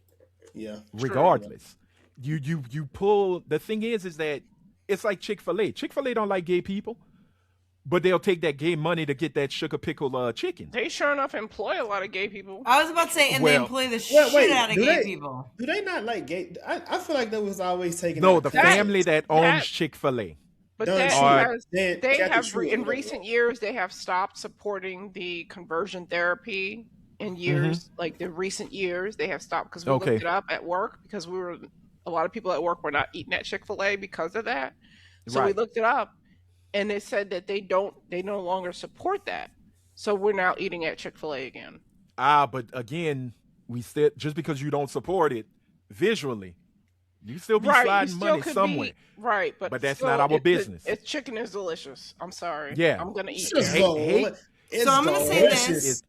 They have as a company, as a company, they have very specifically moved themselves away from that But conservative. the family still sends money. Yeah, I see what you're saying. No. They don't even send money anymore to the MAGA. They are really literally trying to pull themselves back. They used to. The company may not, but the family probably still the do. Original family.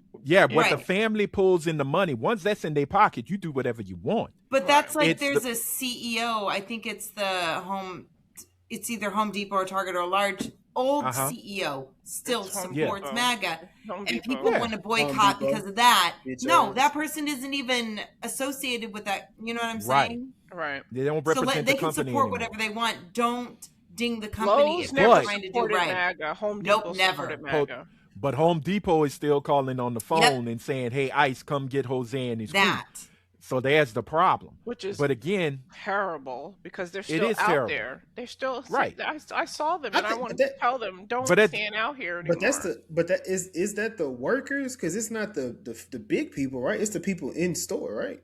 I feel It like could this. be the As a managers. company, they have a specific policy where they allow not only ICE trucks to sit and have mini home bases there, but it is a company policy to let ICE agents into the door, do not bar them, allow them the space and give them the help that they need. That is a company policy. As a That's policy, that's terrible. kind of So wild. But when I worked there, again, there That's was a lot terrible of for things. the that's contractor. yeah. Yeah, gotta But go to Lowe's. going back to reverting back to TP and Tubi, the fact that Tubi is making that initiative. Now, a lot of folks will say, well, we don't know what Tyler's doing behind the scenes. He could be doing those things. Okay, that's We know what cool. he's doing behind the scenes. We would have. I was gonna say yes, we do, because we would have heard about it by now, and the only thing we've heard about is what Ray is talking about. He's being a creep Right. behind the scenes. But again, if he's doing it secretly, that doesn't work because it doesn't make sense.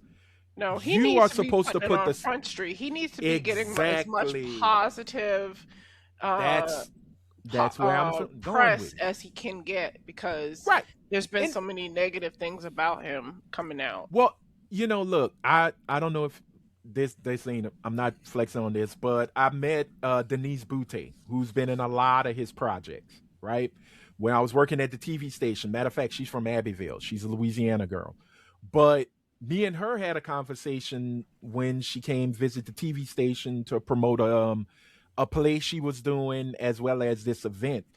And she overheard us talking about Tyler Perry, and I was just like, "Look, I'm not a fan of his stuff. I never will be." I said the only two movies I can watch without just turning my TV off is Daddy's Little Girls Yeah. and Why Did I Get Married? Yeah. And Denise just brought it up. I said, he can, I said, look, he's putting content out for the churchgoers. That's cool. It's nothing that drives me to say I need to see this movie. It doesn't inspire me. I say this business acumen kind of does, but at the same time, man, he hasn't done much. And she, she brought up, she said, look, he does a lot in the community, and this, that, and the other. And I was like, oh, okay. And he doesn't want it known publicly. I was like, okay, that's cool. And then for some odd reason, I said, okay, kind of like what FD Signify said in his thing. I said, yeah, but drug dealers hire black folk. Drug dealers do stuff in the community. Yeah, they do stuff in the community. They give turkeys. Right. They buy canned goods, and give to the people. But again, you are a person of media. You already know how hard it is for our stories to be accepted and to be on full display. Back in the 80s, we would have flavored that decade. You saw shows like The Cosby Show, A Different World, Amen, 227, Martin, The Fresh Prince, Rock, which was to this day still one of the best scripted black shows my eyes have ever seen. You had One on One, Half and Half, Smart Guy, Tia and Tamara, Sister, the Wayans brothers. From those decades, from the 80s and 90s, we were there. Malcolm and Eddie. And then all of a sudden, Girlfriends, which came into the 2000s. But there was a lull between what we saw. And then we show up again, but we're now more in the cable space. Issa Rae showed that. Boy, stop. But I mean, it was made. Homeboys in Outer Space existed. Homeboys in Outer Space had to be made so Flex Anderson could go do one-on-one, which gave him the power to do the Michael Jackson movie. No, we don't want to talk about that. Hey, we don't talk about Bruno. No. So to have a company like Tubi do something where I think Tyler Perry could flourish and really run things to where he can actually open more doors for those folks in the background, the script writers and directors, to get those distribution deals through him.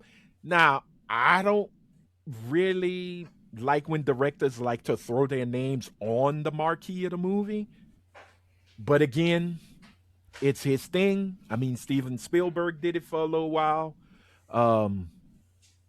But if he did a Tyler Perry presents kind of thing, kind of Right. initiative. You know, the author James Patterson writes books, but he writes it Mm-hmm. with lesser known authors to give them a platform. Yeah. I can see Tyler Perry doing similar thing if he would just do it. That would be Yeah. wonderful to Do a give spotlight. other yeah, to give other directors, writers, He producers a platform. Jasmine, I think that's her name. Cam Newton's Mm-hmm. one of his kids' mothers. He did Okay. partner with her to Mm-hmm. create her TV show, and they didn't Oh, bring her Jasmine back. Brown? Yeah, she had the TV Okay. show, but they never brought it back, and she's in the Zatima TV show. But then Oh. also, Okay. All the Queen's Men is another one of the, I guess, subsidiaries. Oh, with Because that, Eva? yeah, with Eva, because I think the Christian Keys writes that. Tyler Perry Yes, does He, that that's he his show. show. created the show, That's but his then they show. have, but the controversy with that, where they Yeah, tried to phase exactly. him out. Yeah, You Yeah. know, yeah. it's like he wrote the script because I remember he was talking about it, That's and a his lot of perfect folks say, candidate. "Nah, light skinned it with wavy hair." Um, It's his Britt. biggest thing was, I wrote the show, I created the show, we had a partnership. All of a sudden, I send the script for the pilot and everything, and then all of a sudden, here comes 10 more scripts, and it didn't fit where he thought it should be. So he rewrote and he did this, and I guess they finally came to, hey, let's just do it, and you get all the Queen's Men. But Tyler tried to phase him out to where it becomes Tyler Perry's All the Queen's Men. Right. So I'm He want to again. be a queen so bad. Can I just say really quick? I know we already We got went to a little move bit on to our past next it. one. Mm-hmm. Oh fuck me, Homeboys in Outer Space. Oh When God. I think of it, it gives me a lot of Red Dwarf vibes. I see where they were trying to go with it. It just didn't pick up the way Red Dwarf did. But I Yeah. see the parallels, and Red Dwarf was such a good show.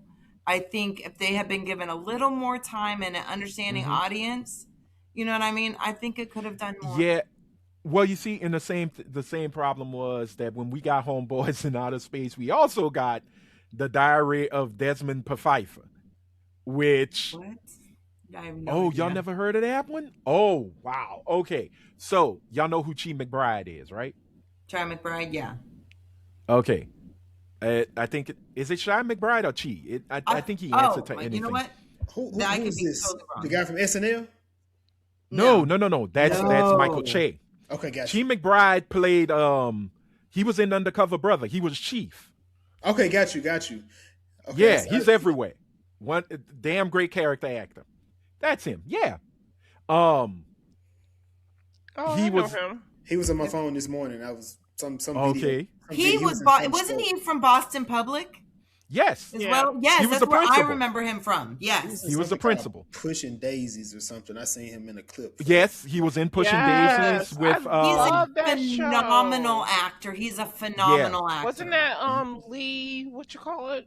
Lee Price. Yes. Lee Price. Oh. Yes, I love that show. love Had that gotten You a show. pronounce bum his rap. name. His name is Is it- pronounced like Shy. Okay, so it's Shy McBride. Yep. Chicago, Shy. Yep. Okay. He had a show on UPN called The Diary of Desmond Pfeiffer, where he played a slave during Jesus Christ. Abraham Never Lincoln's heard of it. tenure. What? Oh yeah, no, you wouldn't. He was a butler in the White House, if I remember it right. Oh. During you are. I'm starting. Abraham It's Lincoln. starting to. Yep. Mm-hmm. Yes. And boy, did you thought Homeboys in Outer Space angered the intellectual blacks. This one made them jump over the pyramids. They were pissed.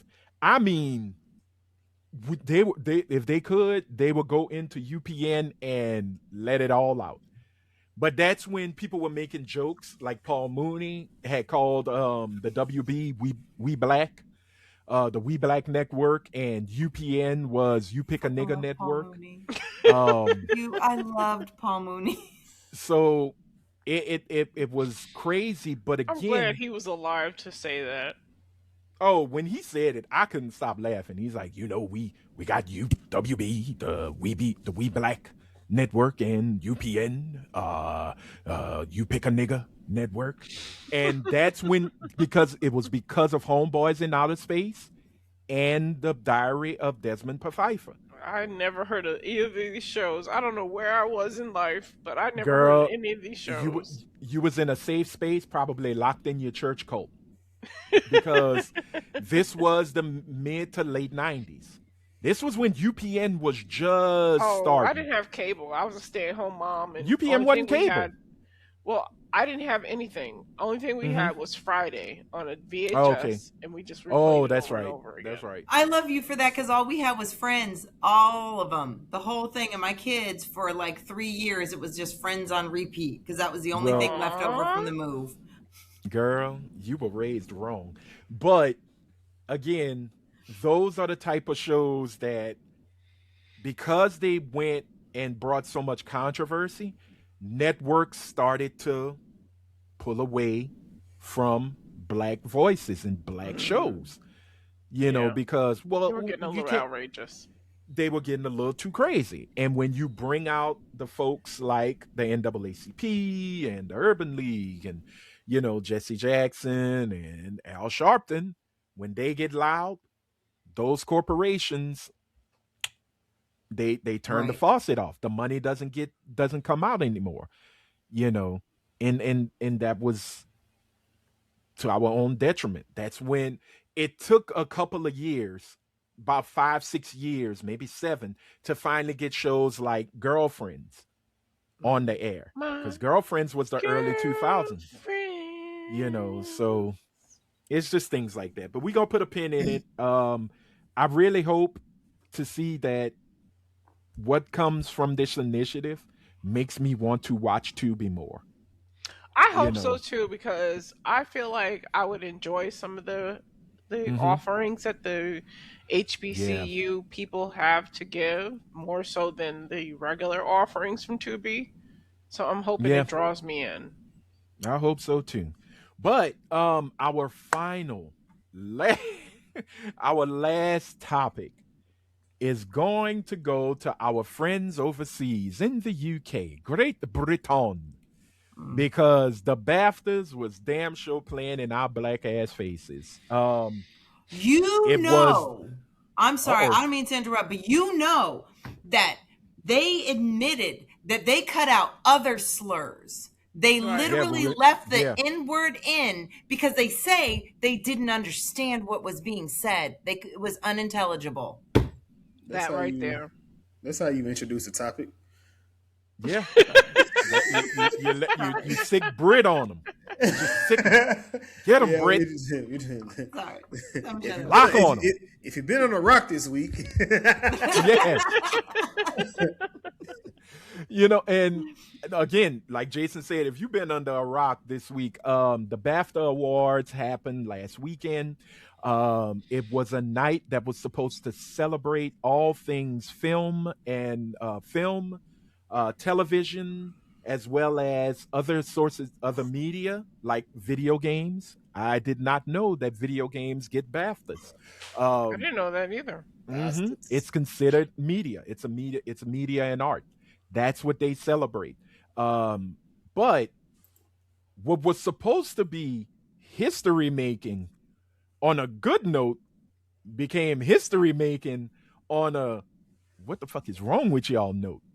Because during the presentation of an award for, I believe it was special effects, Michael B. Jordan and Delroy Lindo came out to present the award. And while they were giving their speech, in a moment of silence,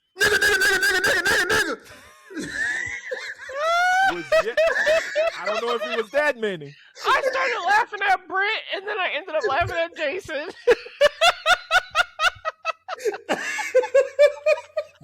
Did we not say this girl was lactose intolerant? And what did she go get? Cheeses. Okay. She's snacking like a motherfucker. And then Jason comes in with the nigga. it could have been for the BAFTAs, and it could have been for Britt. Because either way, so you're tickled. right. Yes. There was a gentleman in the audience who does suffer from Tourette syndrome. I believe his name is Jonathan Davidson, correct? Fuck him. John, Fuck him. No, I'm gonna say, don't do I'm him like gay. that. Fuck Let him. me, hold on. Oh. He's a victim in this. He's Hold not. on. My He's a daughter bit- hold told on. me, don't be ableist. Don't give him an excuse just because he's disabled. He said it. And he meant that Oh my shit. God. Here's the thing: the All right. fact that So we fuck him. choose to decide that he is not racist. We don't know if he's not racist. He may be. He may He had not that be. word. But him That being word is in his head. him and he being said it at the right disabled. time. So Well, fuck him. Hold on with the fucks. Y'all are Let me evil. finish just That explaining man, the can't, that man situation. can't control them ticks. But he knew when to say it, when to say it. He seen Well- niggas, of course. His tick was No. It went Here's off. my question: why are we assuming? Because we all assume that yes, he has Tourette's and he cannot control what he says, but we assume he's not racist because he's disabled, and that is ableist no, That's what- shit. okay. incorrect. That's let- ableist. Well, hold on. First, I didn't say he wasn't racist. I don't know the man. I never met the man. I've seen him twice before the BAFTAs, not the BAFTAs. The BAFTAs, because the BAFTAs. BAFTAs would be Kappas. more for The the laughters. Kappas, or if you're a Tappas. fan of the movie BAPS and you want to see a convention with people dressed like Halle Berry and Natalie DeSalle. But no, the BAFTAs. Ugh. I heard about the movie about his life because What's there was a after? documentary about him as well. He was in a documentary about people who suffer from Tourette's. That's why he was So, yeah. So, with that being said, the moment of silence happened between Michael B. Jordan going into Delroy Lindo. He yells, "Nigger." You could hear a rat pissing on cotton, and Delroy Lindo's face said everything. Okay, we're good. That's set.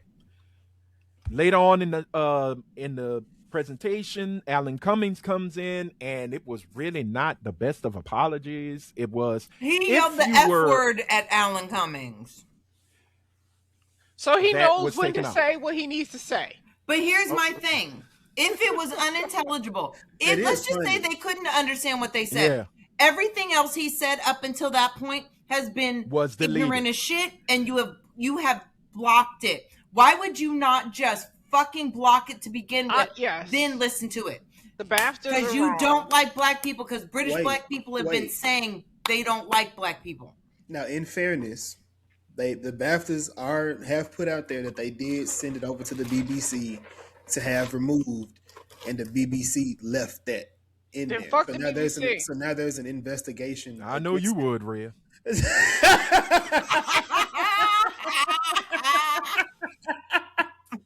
But allegedly, they said they did Guilty as charged. They did put in to have it removed Yeah. because there was a 2-hour delay, which that would have given them ample enough time to remove all the obscenities being said by said gentleman in the crowd. Whether he was racist, homophobic, or whatever it is, I never knew Alan Cummings was gay, so clearly he's really up on. I don't. why Alan keep up with Cummings white- is bisexual. why I'm Let me keeping up tell with you, that? baby. I'm not keeping up with He white looks- men. He looks gay to me.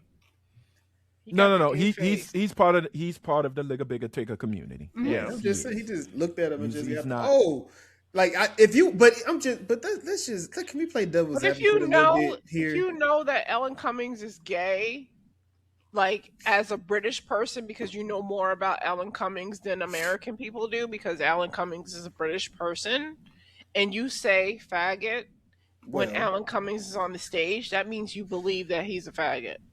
maybe he was looking at him. Maybe he thought cigarette. No, he did not. He is thin. You are correct, and he's built like a cigarette. I'm not gonna say he's not, but with that said, He's smoking like one. here's my thing. All this sounds like is a game of hot Excuses? potato. I don't want to be responsible for it, so let me take the responsibility and put it off on someone else. But not one entity is stepping forward and saying, I'm going to take responsibility for it. So you already know whoever is responsible for this believed it was an appropriate action. So in the end, if the BAFTAs were okay with cutting the other shit out, they could have cut that shit out if they wanted to. Again, they're blaming it on the BBC. No, I understand they're blaming it on the BBC, but it was a 2-hour delay. Anthony, you can't tell me that the BAFTA people don't have editing equipment. I'm sorry. No, hold I'm on. going to say this because this is true for a lot of places. They probably don't have any black people on staff that were offended by it. So white people listening to it, they're like, "Oh, I didn't hear anything. Oh, I don't know what that means. Oh, it's not but here's the thing. No. They shot it live, but it was recorded. It wasn't broadcast live. So once you finish that product of being recorded, it goes to the editors. In that room is the editor and probably there's the no producer. Black editors in the room. But again, the editor and a producer, they're sitting in there, they're going through it. They cut out one of the award winners saying, mentioning the situation in Gaza. Palestine. It was very pro-Palestine. That got cut out. They cut out the original homophobic yellings or ticks that Mr. Davis. He had other ticks. He had other ticks they cut out as well. That's what I just said. They took out those ticks. Look now, at Britt. She looks like a little rat. Yeah. Like, you gotta eat them cheeses, you know? Is in the cheeses bag. Next, girl, if you tilt your head and start slamming it back, we ending this episode. Jesus. Yeah, like Cookie Monster. Oh, cheese it ass. So you have these things. It is afforded to you. Even if the BAFTAs were shown live, there are 10, 20, as well as 30 to 60-second delays that you can set your equipment on to where the truck will hear it. Yeah, this girl is in there. We gonna wait. Let's all watch Britt demolish the rest of these cheeses. Because oh my God, these are so good. I'm sorry, guys. Joseph, please don't judge me this week. And next thing you know, Britt's gonna be farting, and she's gonna be she's gonna be a gas bag. Oh my God, I'm already here. The restroom will not like me later.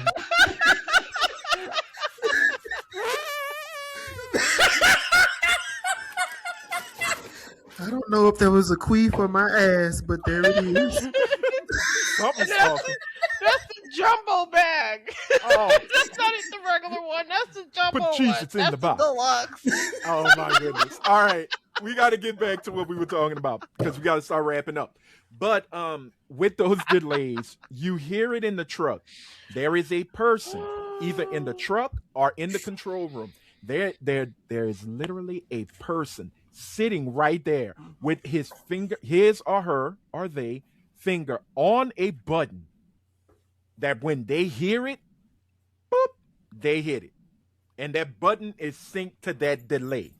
So when you see it, you'll hear and da da da da da da da da da da. You either hear silence or you'll hear a beep to say that something was censored. The BAFTAs gotten word from one. God damn it. I'm not going to finish this. She's just drinking it straight to the head. Oh my God.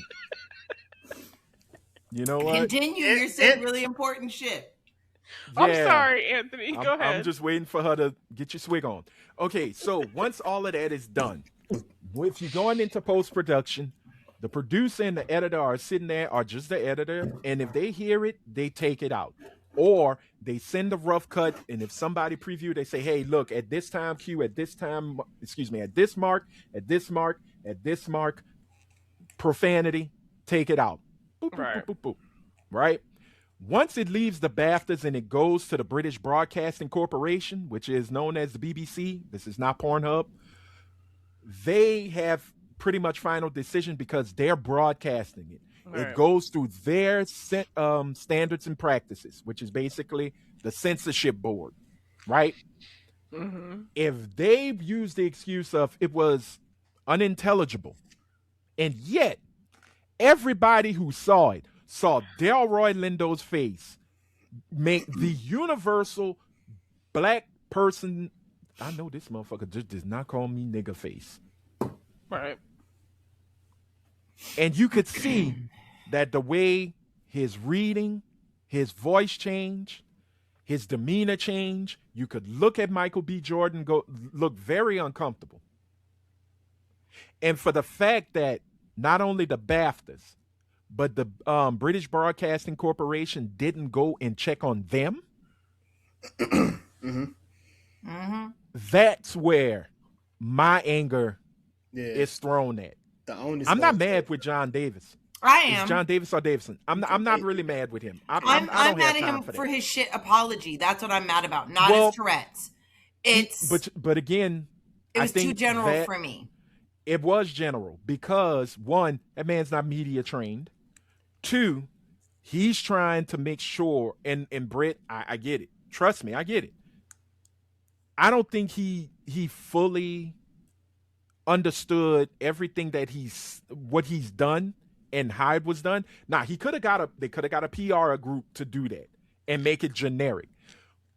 I'm more about the folks who did the function, who knew he suffered from Tourette's. Oh, I'm mad at everybody. I'm mad at everybody. It's not just him. I don't blame understood him for his Tourette's. But if we see Will Smith slap the shit out of Chris Rock, and everybody and this is why I'm equating it. They go and check on Will Smith, and it was fuck Chris Rock. Right. Absolutely. He's the one who physically got accosted. Mm-hmm. Okay. There's no apology. There's no setback. You saw the legends of Black Hollywood go and check on Will Smith. Will Smith, right. Nobody cared about Chris Rock. Okay, fine. I get it. I know all the so-called sophisticated Negroes will be like, well, he should have never talked about his wife. Got it. Understood. Sure. I would probably do the same if he'd have did it. I don't know. I ain't married, so fuck them too. But when you see two people who are there to present and to enjoy a night that you've catered, that you have taken care of and created, and they're offended, and then you come off with this, hey, if you're offended, okay. That's fucked up. Sorry. Right. There is no if, because and this is not on Alan Cummins, this is the people who wrote this. They use the if to say, we're not worried about these two who were truly offended.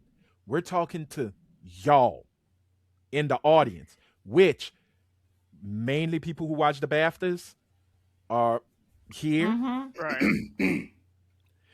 I don't know about Black Brits. I didn't hear anything of what they said, if they were offended. I've heard what a lot have said in the discourse and everything.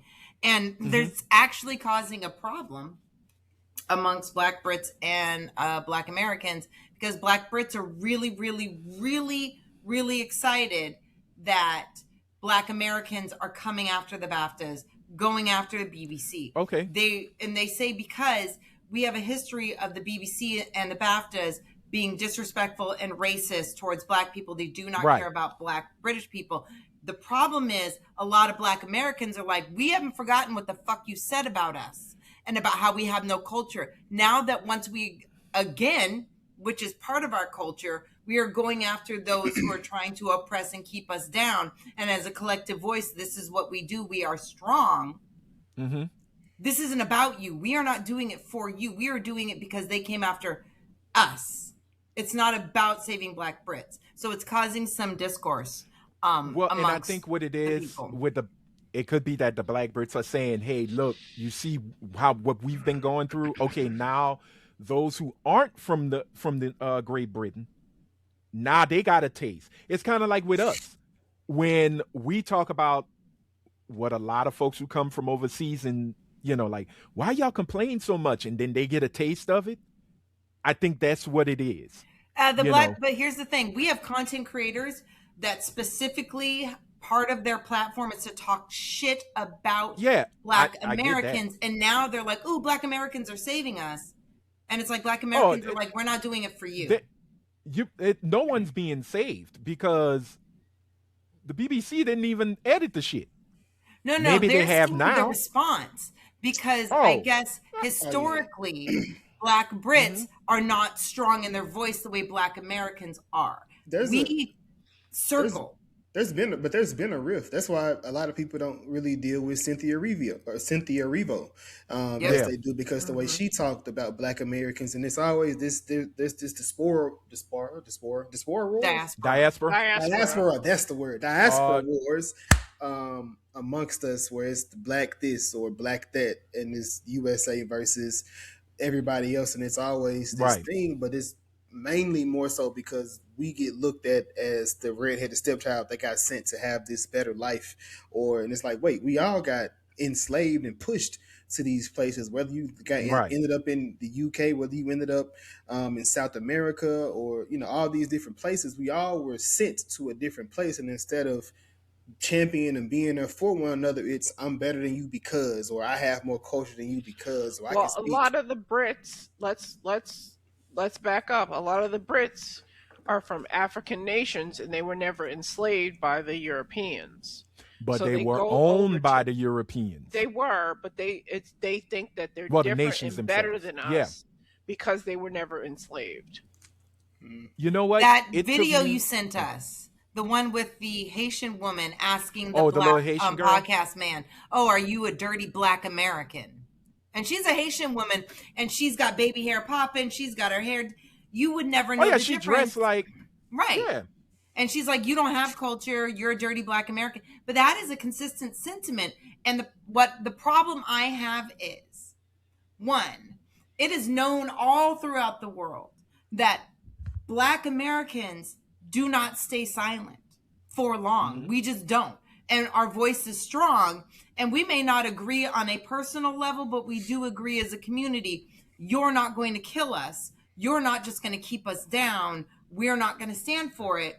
And it's really hard to swallow that, knowing it's really hard to be that, knowing that the groups of other Black people in other continents treat us like shit, look at us like we're trash, but when they need us once a fucking again, for everyone else, you need us, we step up, but once we're done, you still talk shit about us. Even though we saved your ass, we're coming after the BAFTAs, we're going after the BBC, we're holding people accountable for their shit. Y'all still gonna talk shit about us when it's all over. Well, again, I've said this since I've come into understanding us as a whole on this planet, us melanated folk. We are all speaking with our oppressor's tongue. At the end of the day, you call somebody an African booty scratcher. I remember that back somebody. That was a rotation in my vocabulary as a child. You call somebody, you African booty scratcher. Or look, you call somebody a Puerto, and I'm just saying it. Don't get mad because it's been said and it is what it is. Okay, John Davidson, tell me. No, you call somebody a jigaboo, a spade, a spick, a dirt, a Puerto Rican cockroach. Shout out to fucking Sanford and Son. You call somebody. Oh man, no, that one I truly can't say. They're gonna definitely cut us off. But with the Haitian girl on that podcast, best believe she's been teased about being Haitian. Oh, absolutely. So it's a get back. It's the okay, y'all think I'm a dirty Haitian girl? Well, you're a dirty Black American. Yeah. And then to get thrown back in her face, somebody said, "Baby, we've seen Haiti." And it's true. But again, this is us speaking like the oppressor. We have been taught to hate us. Period. Point blank. And what makes it really fucked up is that I will never say our struggle is the biggest, but it damn sure is more well known.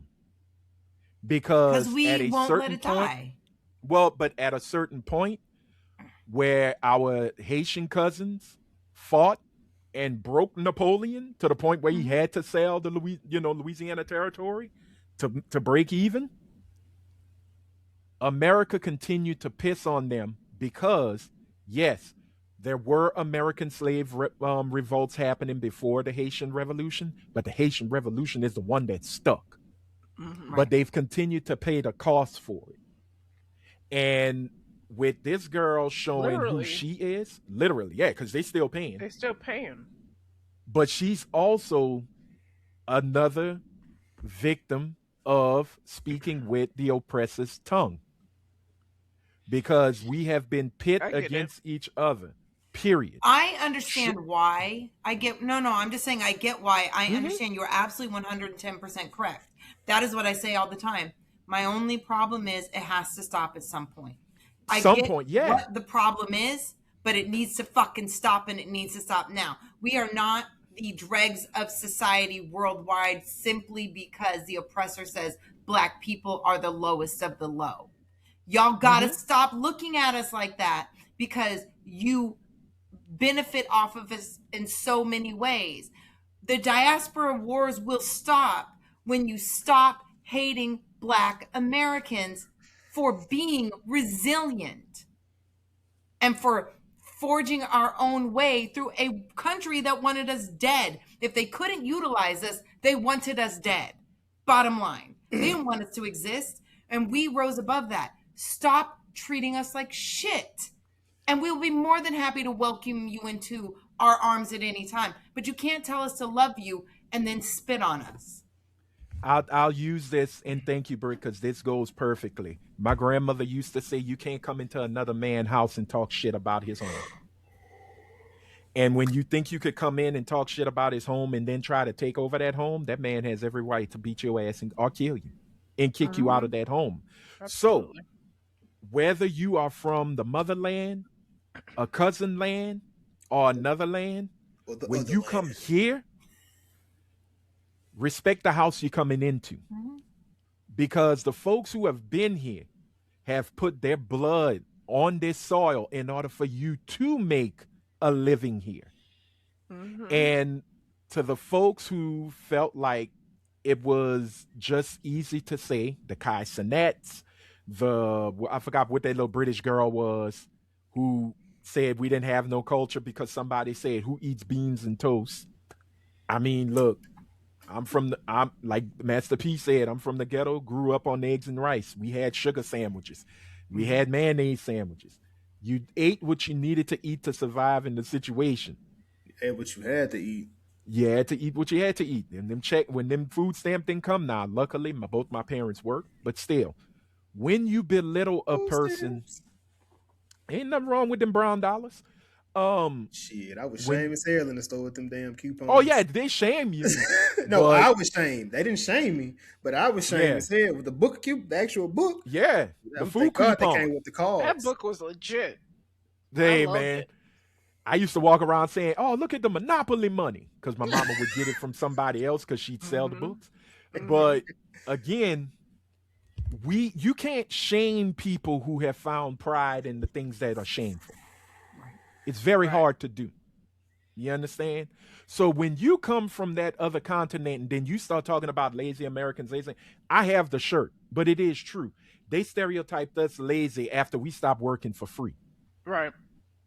So don't come in with your fuck shit because the more you keep coming with your oppressor's tongue, you're gonna see that the oppressor don't like your black ass either.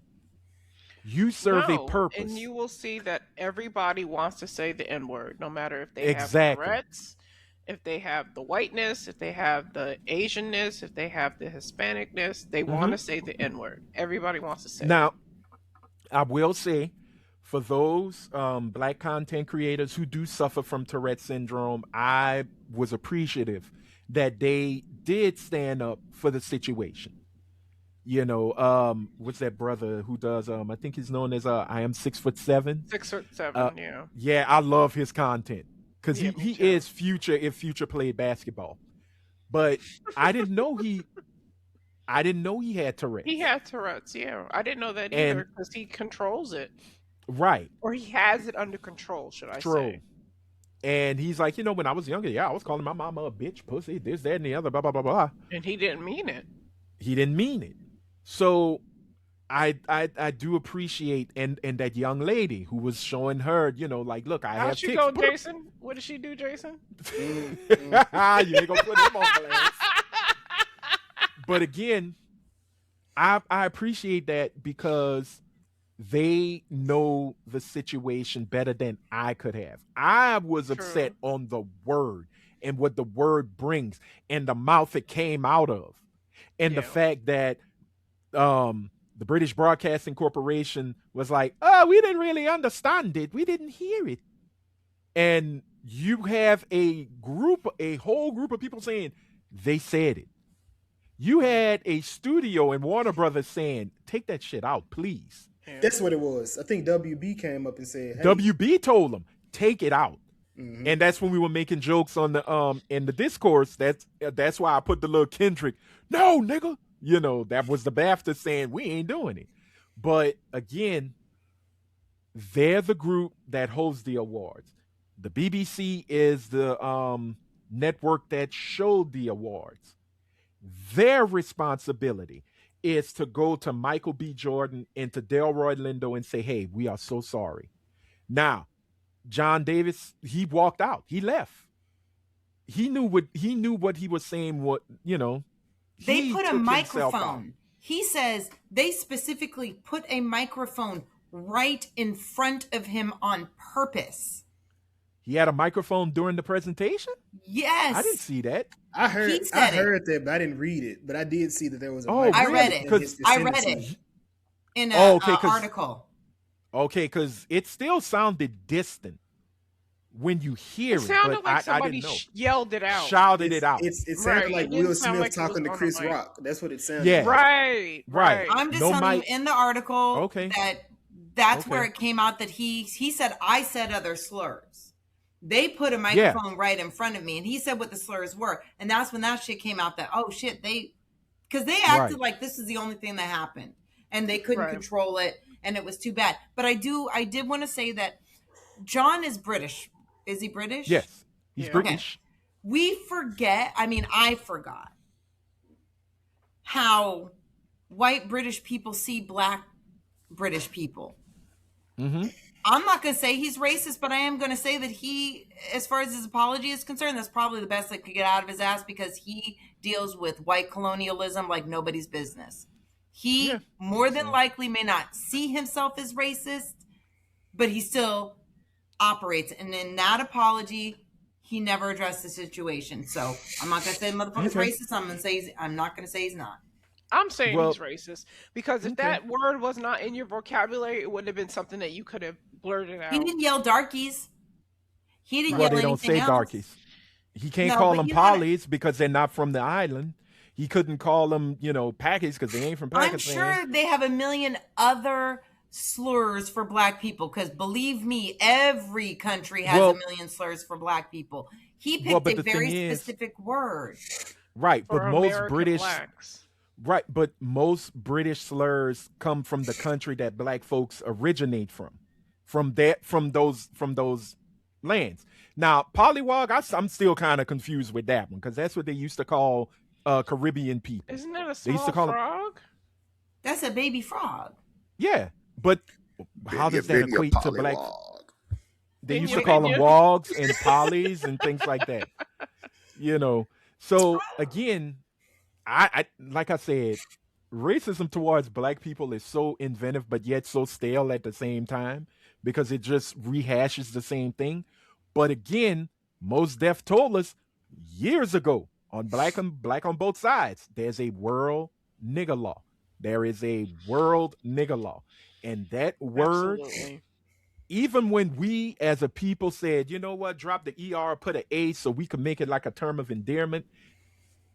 It was pushed into the world, and the world's like, hey, okay, they're great for it. All right, niggas.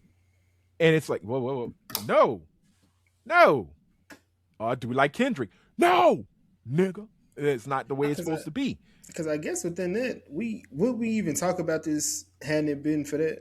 Like, because I mean, I can't even recall the last time the BAFTAs even, like Right. when was it Right. a They didn't relevant thing? even. So this, Right. for them keeping it in there, it almost feel like I said, it does feel like Like very they needed intentional. something. Like a But publicity stunt. but within that, what's going to change? Because systemically, it doesn't seem as if we're even involved or in that. So only thing you could do at that Yeah. point is just keep us from going over there to be presenters or being anything until till Mm-hmm. they actually fix that issue. And like I said, for me, I get it. Like I get why people were kind of upset at the gentleman who had Tourette's, and then the only thing that everybody kept on saying was it's Tourette's, it's a thing, and it's just like man, at the end of the day, it's not necessarily about what he said. To me, it's not about him saying it because okay, cool. If the conversation is he can't control what he said and that's what he said, because I look at it like there's a million things, horrible things. I see a person I know not to say them. But what if it's the person that's opposite that everything the most negative thing they have in their head they have to say or it ticks them to actually say that. So that's the flip side to that. Mm-hmm. But for somebody Yeah. who can regulate and self control themselves, it's not an issue. So now there was something that they could do to regulate, and that's through the network system that's over there.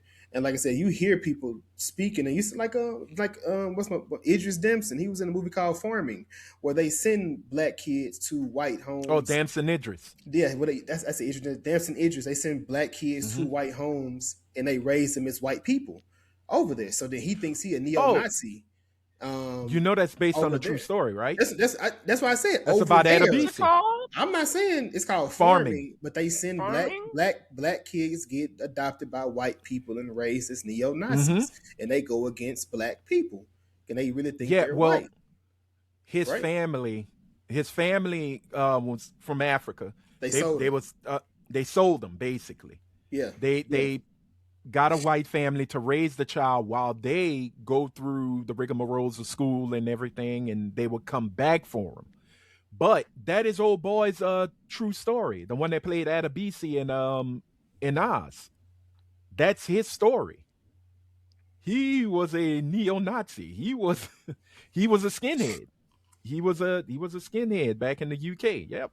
That was about him. I But never heard of this. I'm gonna watch it. yeah, it's actually good. Like Damson Idris, that brother can act. But I will say this: that this It's on whole Tubi. thing, yeah, it is on Tubi. I It love overshadows, and this is why I say this is so crazy. It overshadowed an actual historic moment at the BAFTAs, Mm-hmm. and it overshadowed Ryan Coogler becoming the first black director to win original screenplay at Right. the BAFTAs. The first And he's the first. 2026. I'm just saying, throw that out there. 2026, yeah. We He's the understand. first. Now he's not. He couldn't be the first black director because I believe it was Steve McQueen Got you. that won. What for what? Lion Um, King or something? no, The old Steve I McQueen. hope it. No, not white Steve McQueen. Black director Steve McQueen. I think he won for Secrets and Lies. Okay, got Um, you. Something. Okay, got you. I think that was him. I could be wrong. Please, if I'm wrong, correct me.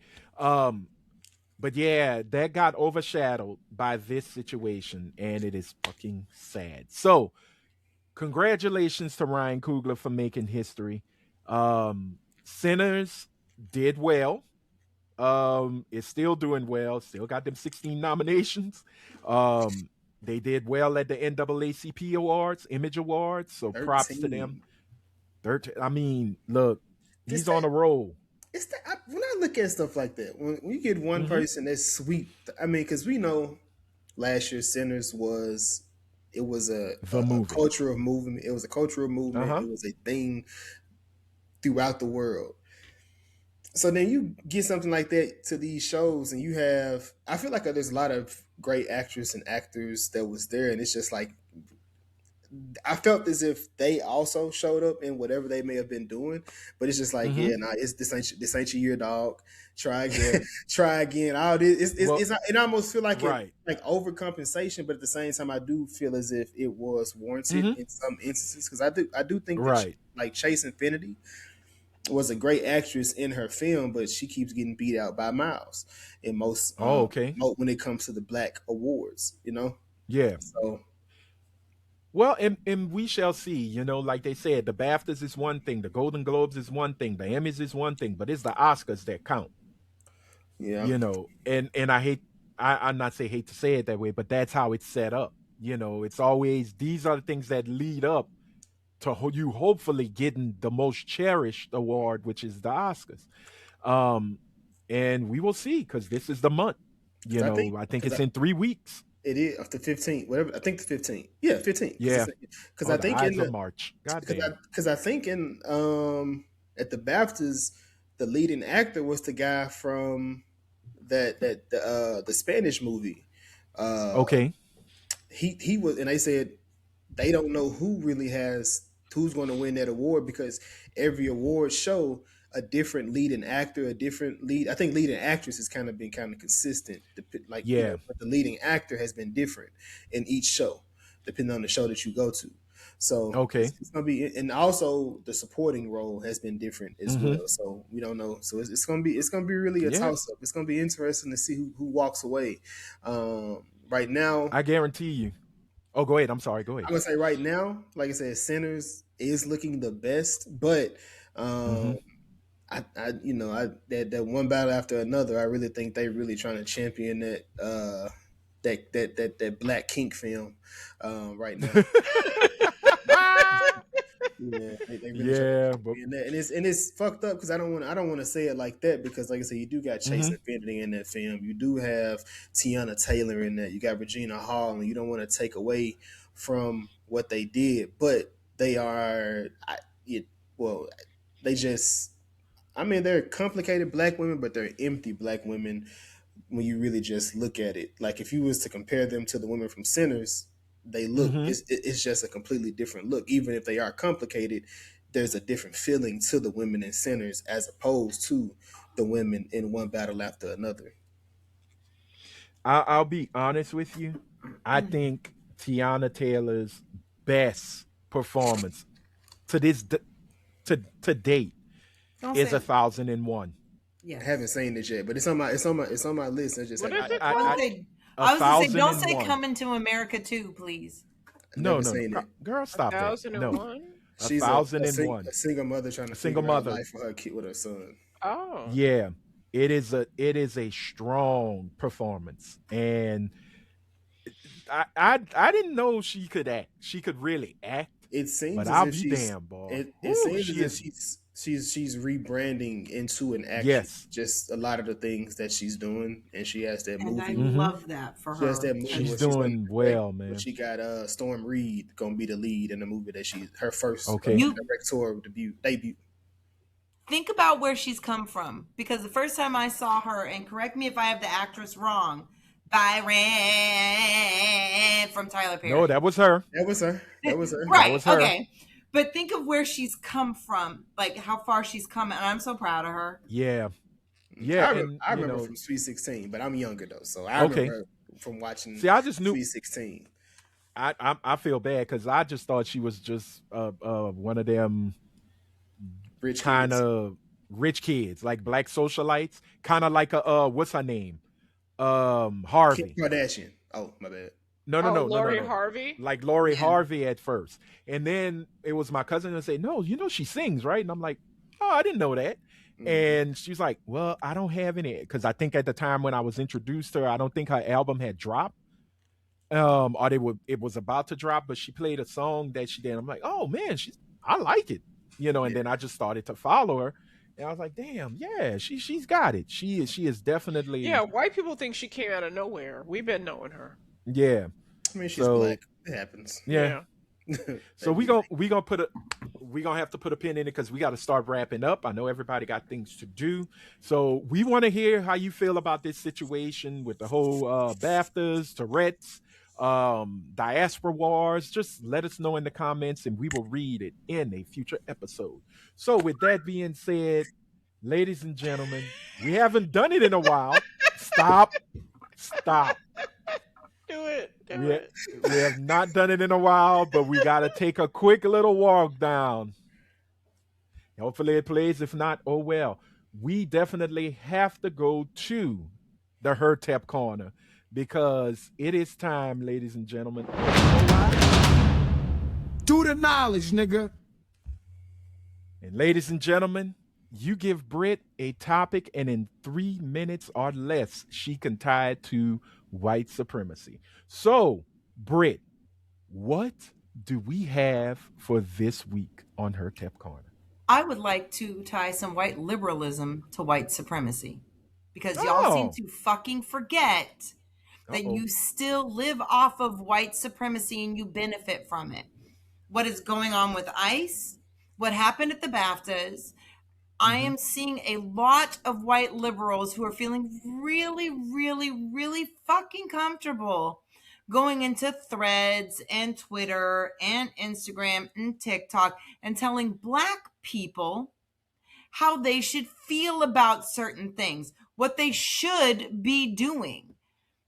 And it's not racist people, because they don't give a fuck if we march or speak out for others. It is white liberals who are in these threads telling me about how the 3 Black people that they know said that they could tell Black people how to behave. And I'm telling you right now, sit down, shut the fuck up. Tell those 3 Black friends of yours, y'all have your conversation. That's amongst the 4 of you. That is not amongst the Black community. That's like when y'all say the N-word, and you're like, but my friend said I could say it. Good, say it to your friend as much as you want. It's cool. White liberals are so excited to be allies, and then they do what they do best, because as part of your white DNA, you start to take over. You start to dictate. You start to tell the people that you want to be allies to how to be who they are and what their community needs. Sit down, shut the fuck up. Stop trying to be an ally. Be an accomplice.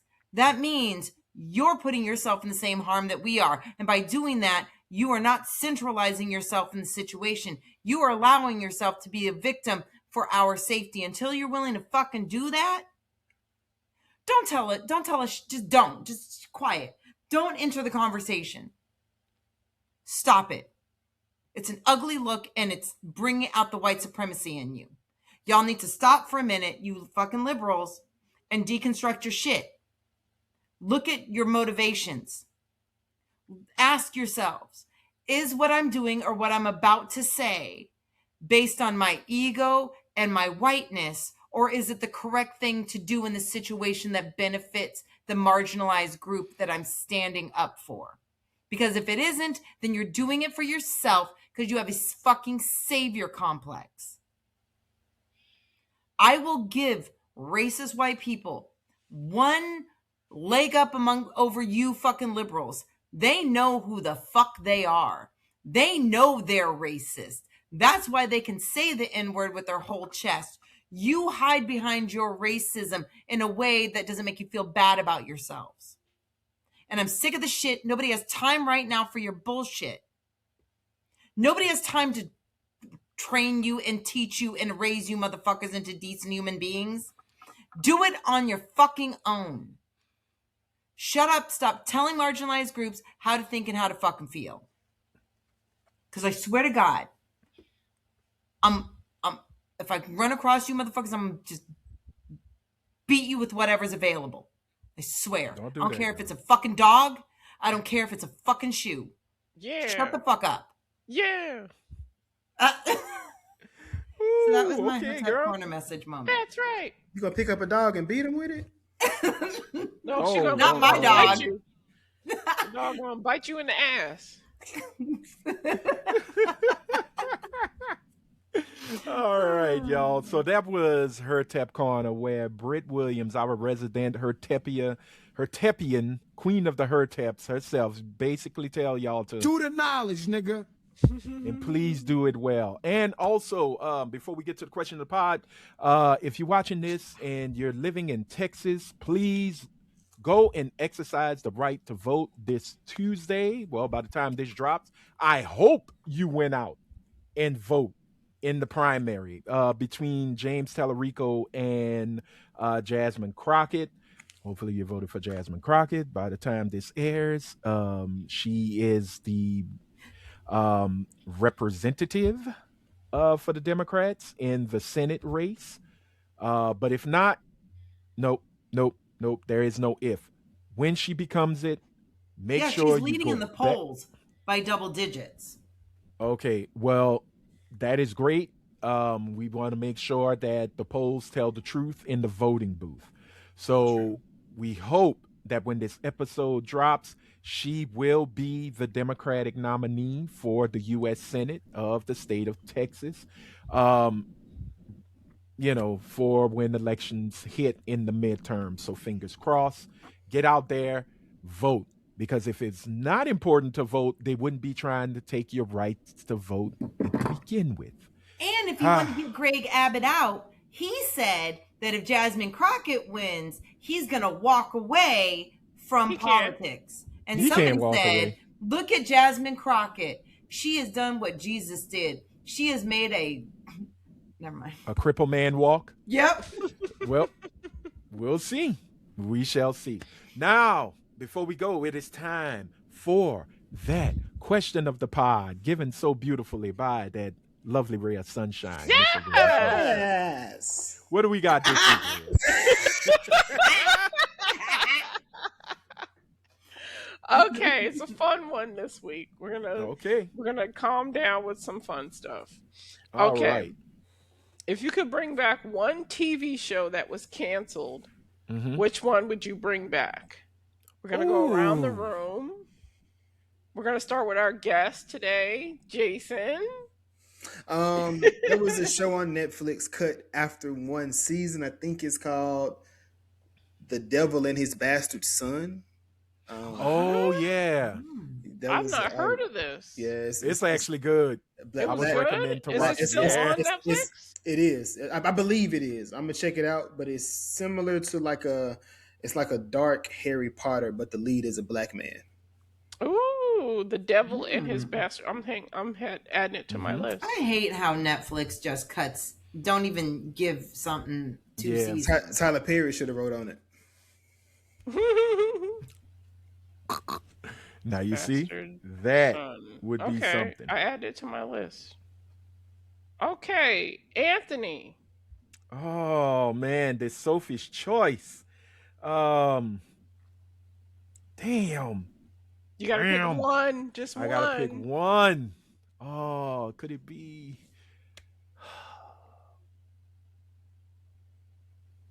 You want me Okay. to come back to you? Nope. I know some shows deserve, but it's better that they're not here anymore because they would be so disrespected. But I'm gonna go on the same Netflix train as Jason, and this was a show that I wish would have stayed for another season, but Netflix, being Netflix, did what they did, and that is Queen Sono. Never heard of that. Queen Sono? Y'all never seen Queen Sono? Okay, Queen Sono. No. It is basically a spy series set in South Africa with a black woman lead. Her name is Pearl. I can never get her name right. I hate myself. Let me do it right now. Pearl Thusi? I think that was her name. She's can't South remember. African? Yeah, South African. Okay. Beautiful black woman. But she was a government spy, and they were out to stop a terrorist takeover, and it just lasted for one season. It was really good. The action was good. The script was good. The beautiful part about it is they spoke English as well as get ready, don't laugh, Martha. So they spoke Zulu as well. So it was a really great series. Great series. And yep. To be Also, you did it again. Who did that? I did. I'm sorry. I had to look it up. It's the bastard son and the devil himself. I think I said that. Okay. Oh, okay. You said the bastard. The devil. Yeah. So the guy was. What is it called? The bastard son and the devil himself. Yes, that's it. The lead was in The Batman. He was one of the like hooligans in the when the movie first started. But he also played Tim Drake's Robin in the Teen Titans TV show that they had on when DC had their own little platform as well. So And then finished on HBO Max. yep. That's it. Okay. Well, look, if y'all, I don't know if y'all be able to see it. It's a little bright, but this is the. I'm gonna have to tilt it to keep That's the glare. beautiful. Legs. Right? Very, very gorgeous lady, but great That actor too. hair. Yeah, and that was the beauty of it. They didn't, Europeanized her or give her a Euro look. Mm-hmm. It's very, very in tune with the cultures of South Africa. Nice. So Okay. definitely, and I think it's still on Netflix. I think you could still find it. So give it a watch, even though it's canceled. You can Okay. still watch that first season. So that's my pick. Sorry about that. All right, Britt. What you got for us? I feel have like been it's gonna saying be the this same show that I'm since gonna pick. 2009 when it was canceled to this day. And Yes. Mm-hmm. Pushing Lay it on me. Daisies. Oh, that's that not was what I one of gonna my say, shows. but I agree with you. That is, I have was been one saying of my it I since it shows. was love that. canceled. That was such a beautifully done show. Yes. The Pie Oh Maker my and the Little God. Dead Girl. And the Just- Dead Girl. Yes, I love that show. You know what though? I have to say this. Brian Fuller. Wasn't Shy McBride on that show? Yeah. Mhm. Yes, Hold he on, was. wait. Am I tripping? What they talking about? And Lee Pace? It's coming out Yes. in 2027. What they talking about? They're talking They about re- possibly they bringing it refurbishing back. it? They're talking about bringing it back. On IMBD, it says season premiere next year.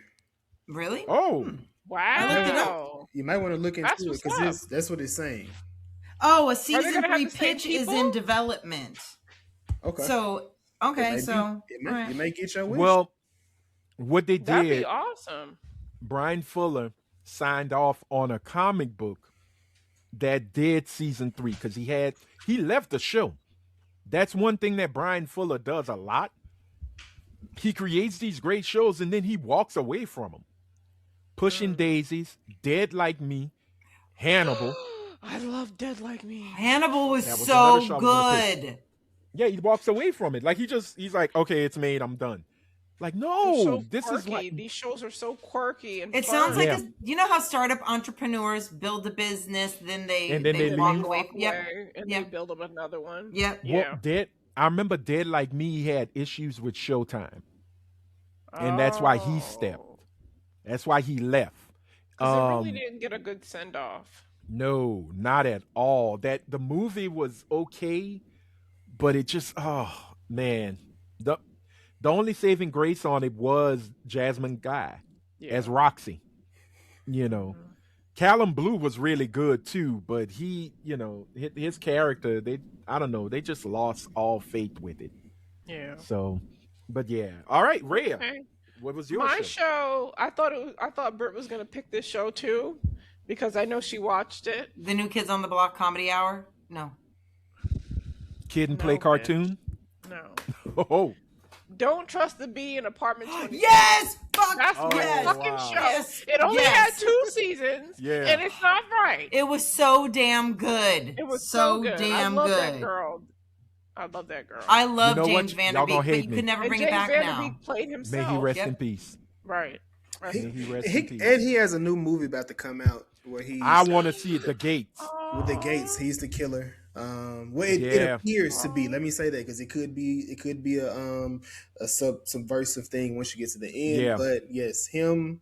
You got Algie, Keith Powers, and Cuba Gooden's son, Mason Gooden. Oh, okay. From Scream. He's such a handsome young man. Mm-hmm. Oh, you got. Oh, I like the girl in this show, Kristen Ritter. I like her. Yeah, I like her too. Ritter is Yeah, in and- John Ritter? I don't know if she's I don't related to think him she's at all, related to him. but she's His she's son is Jessica, still acting Jason. Jessica Jones. she's Jessica Jones. Okay. But Yeah, she was- Kristen Ritter. she was She's good been all in over. But Don't his Trust the Bee in Apartment 23. son he had like 2 or 3 kids. His He's a- son is great. trans. His son looks like him. Yes, he does. Oh, okay. He got is it okay? So It's I not wanna be- Jason.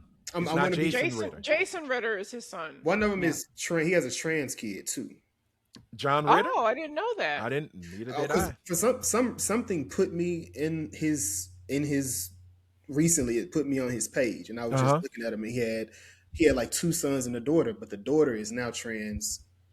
Okay. Oh, So okay. I don't know. I don't know if Well, they were acting or not, but yeah, yeah, yeah. okay.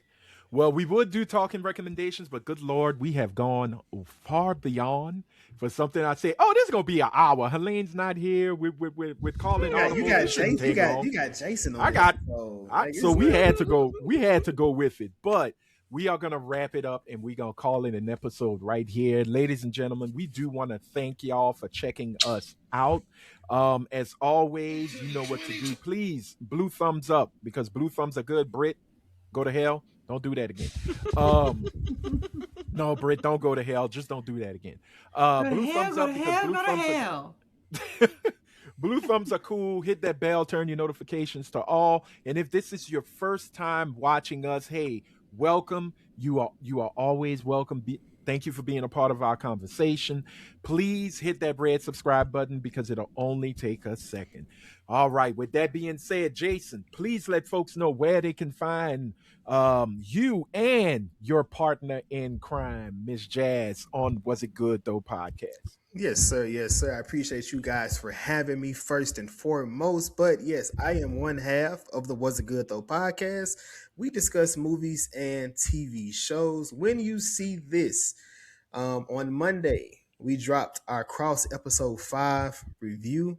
Tuesday, we talked about the controversial Scream 7. Oh, We got to talk about that. So that came out Tuesday. And we also blessed Anthony with a surprise queued up as requested. You will see what that is once you see it on the episode. But yes, we are now taking can't wait. we are now taking requests from the people who watch our show. As long as you're subscribed to the episode, you do prove that we will watch a movie, not a TV show. But we got one of Anthony's coming up. So yes, so please. The girl who they got are shot fine. in the toe. The rapper got shot in the No. toe on Tubi. Yep. I'm recommending it. You do Bitch remember how to gotta use have Discord, my right? Money. There you go. Yeah. Oh man. Well, good. Look, I can't wait to hear because as I've said, I just want to hear folks who were not there at the time when I was watching these movies.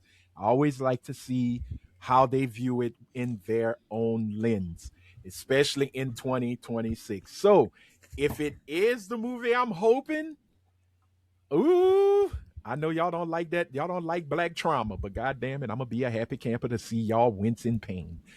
But Jason, again, thank you, man. Appreciate you for being here. You will always have an open invite. You are our brother in pod. As always, ladies and gentlemen, we signing off with that beautiful ray of sunshine, Miss Raya Anderson.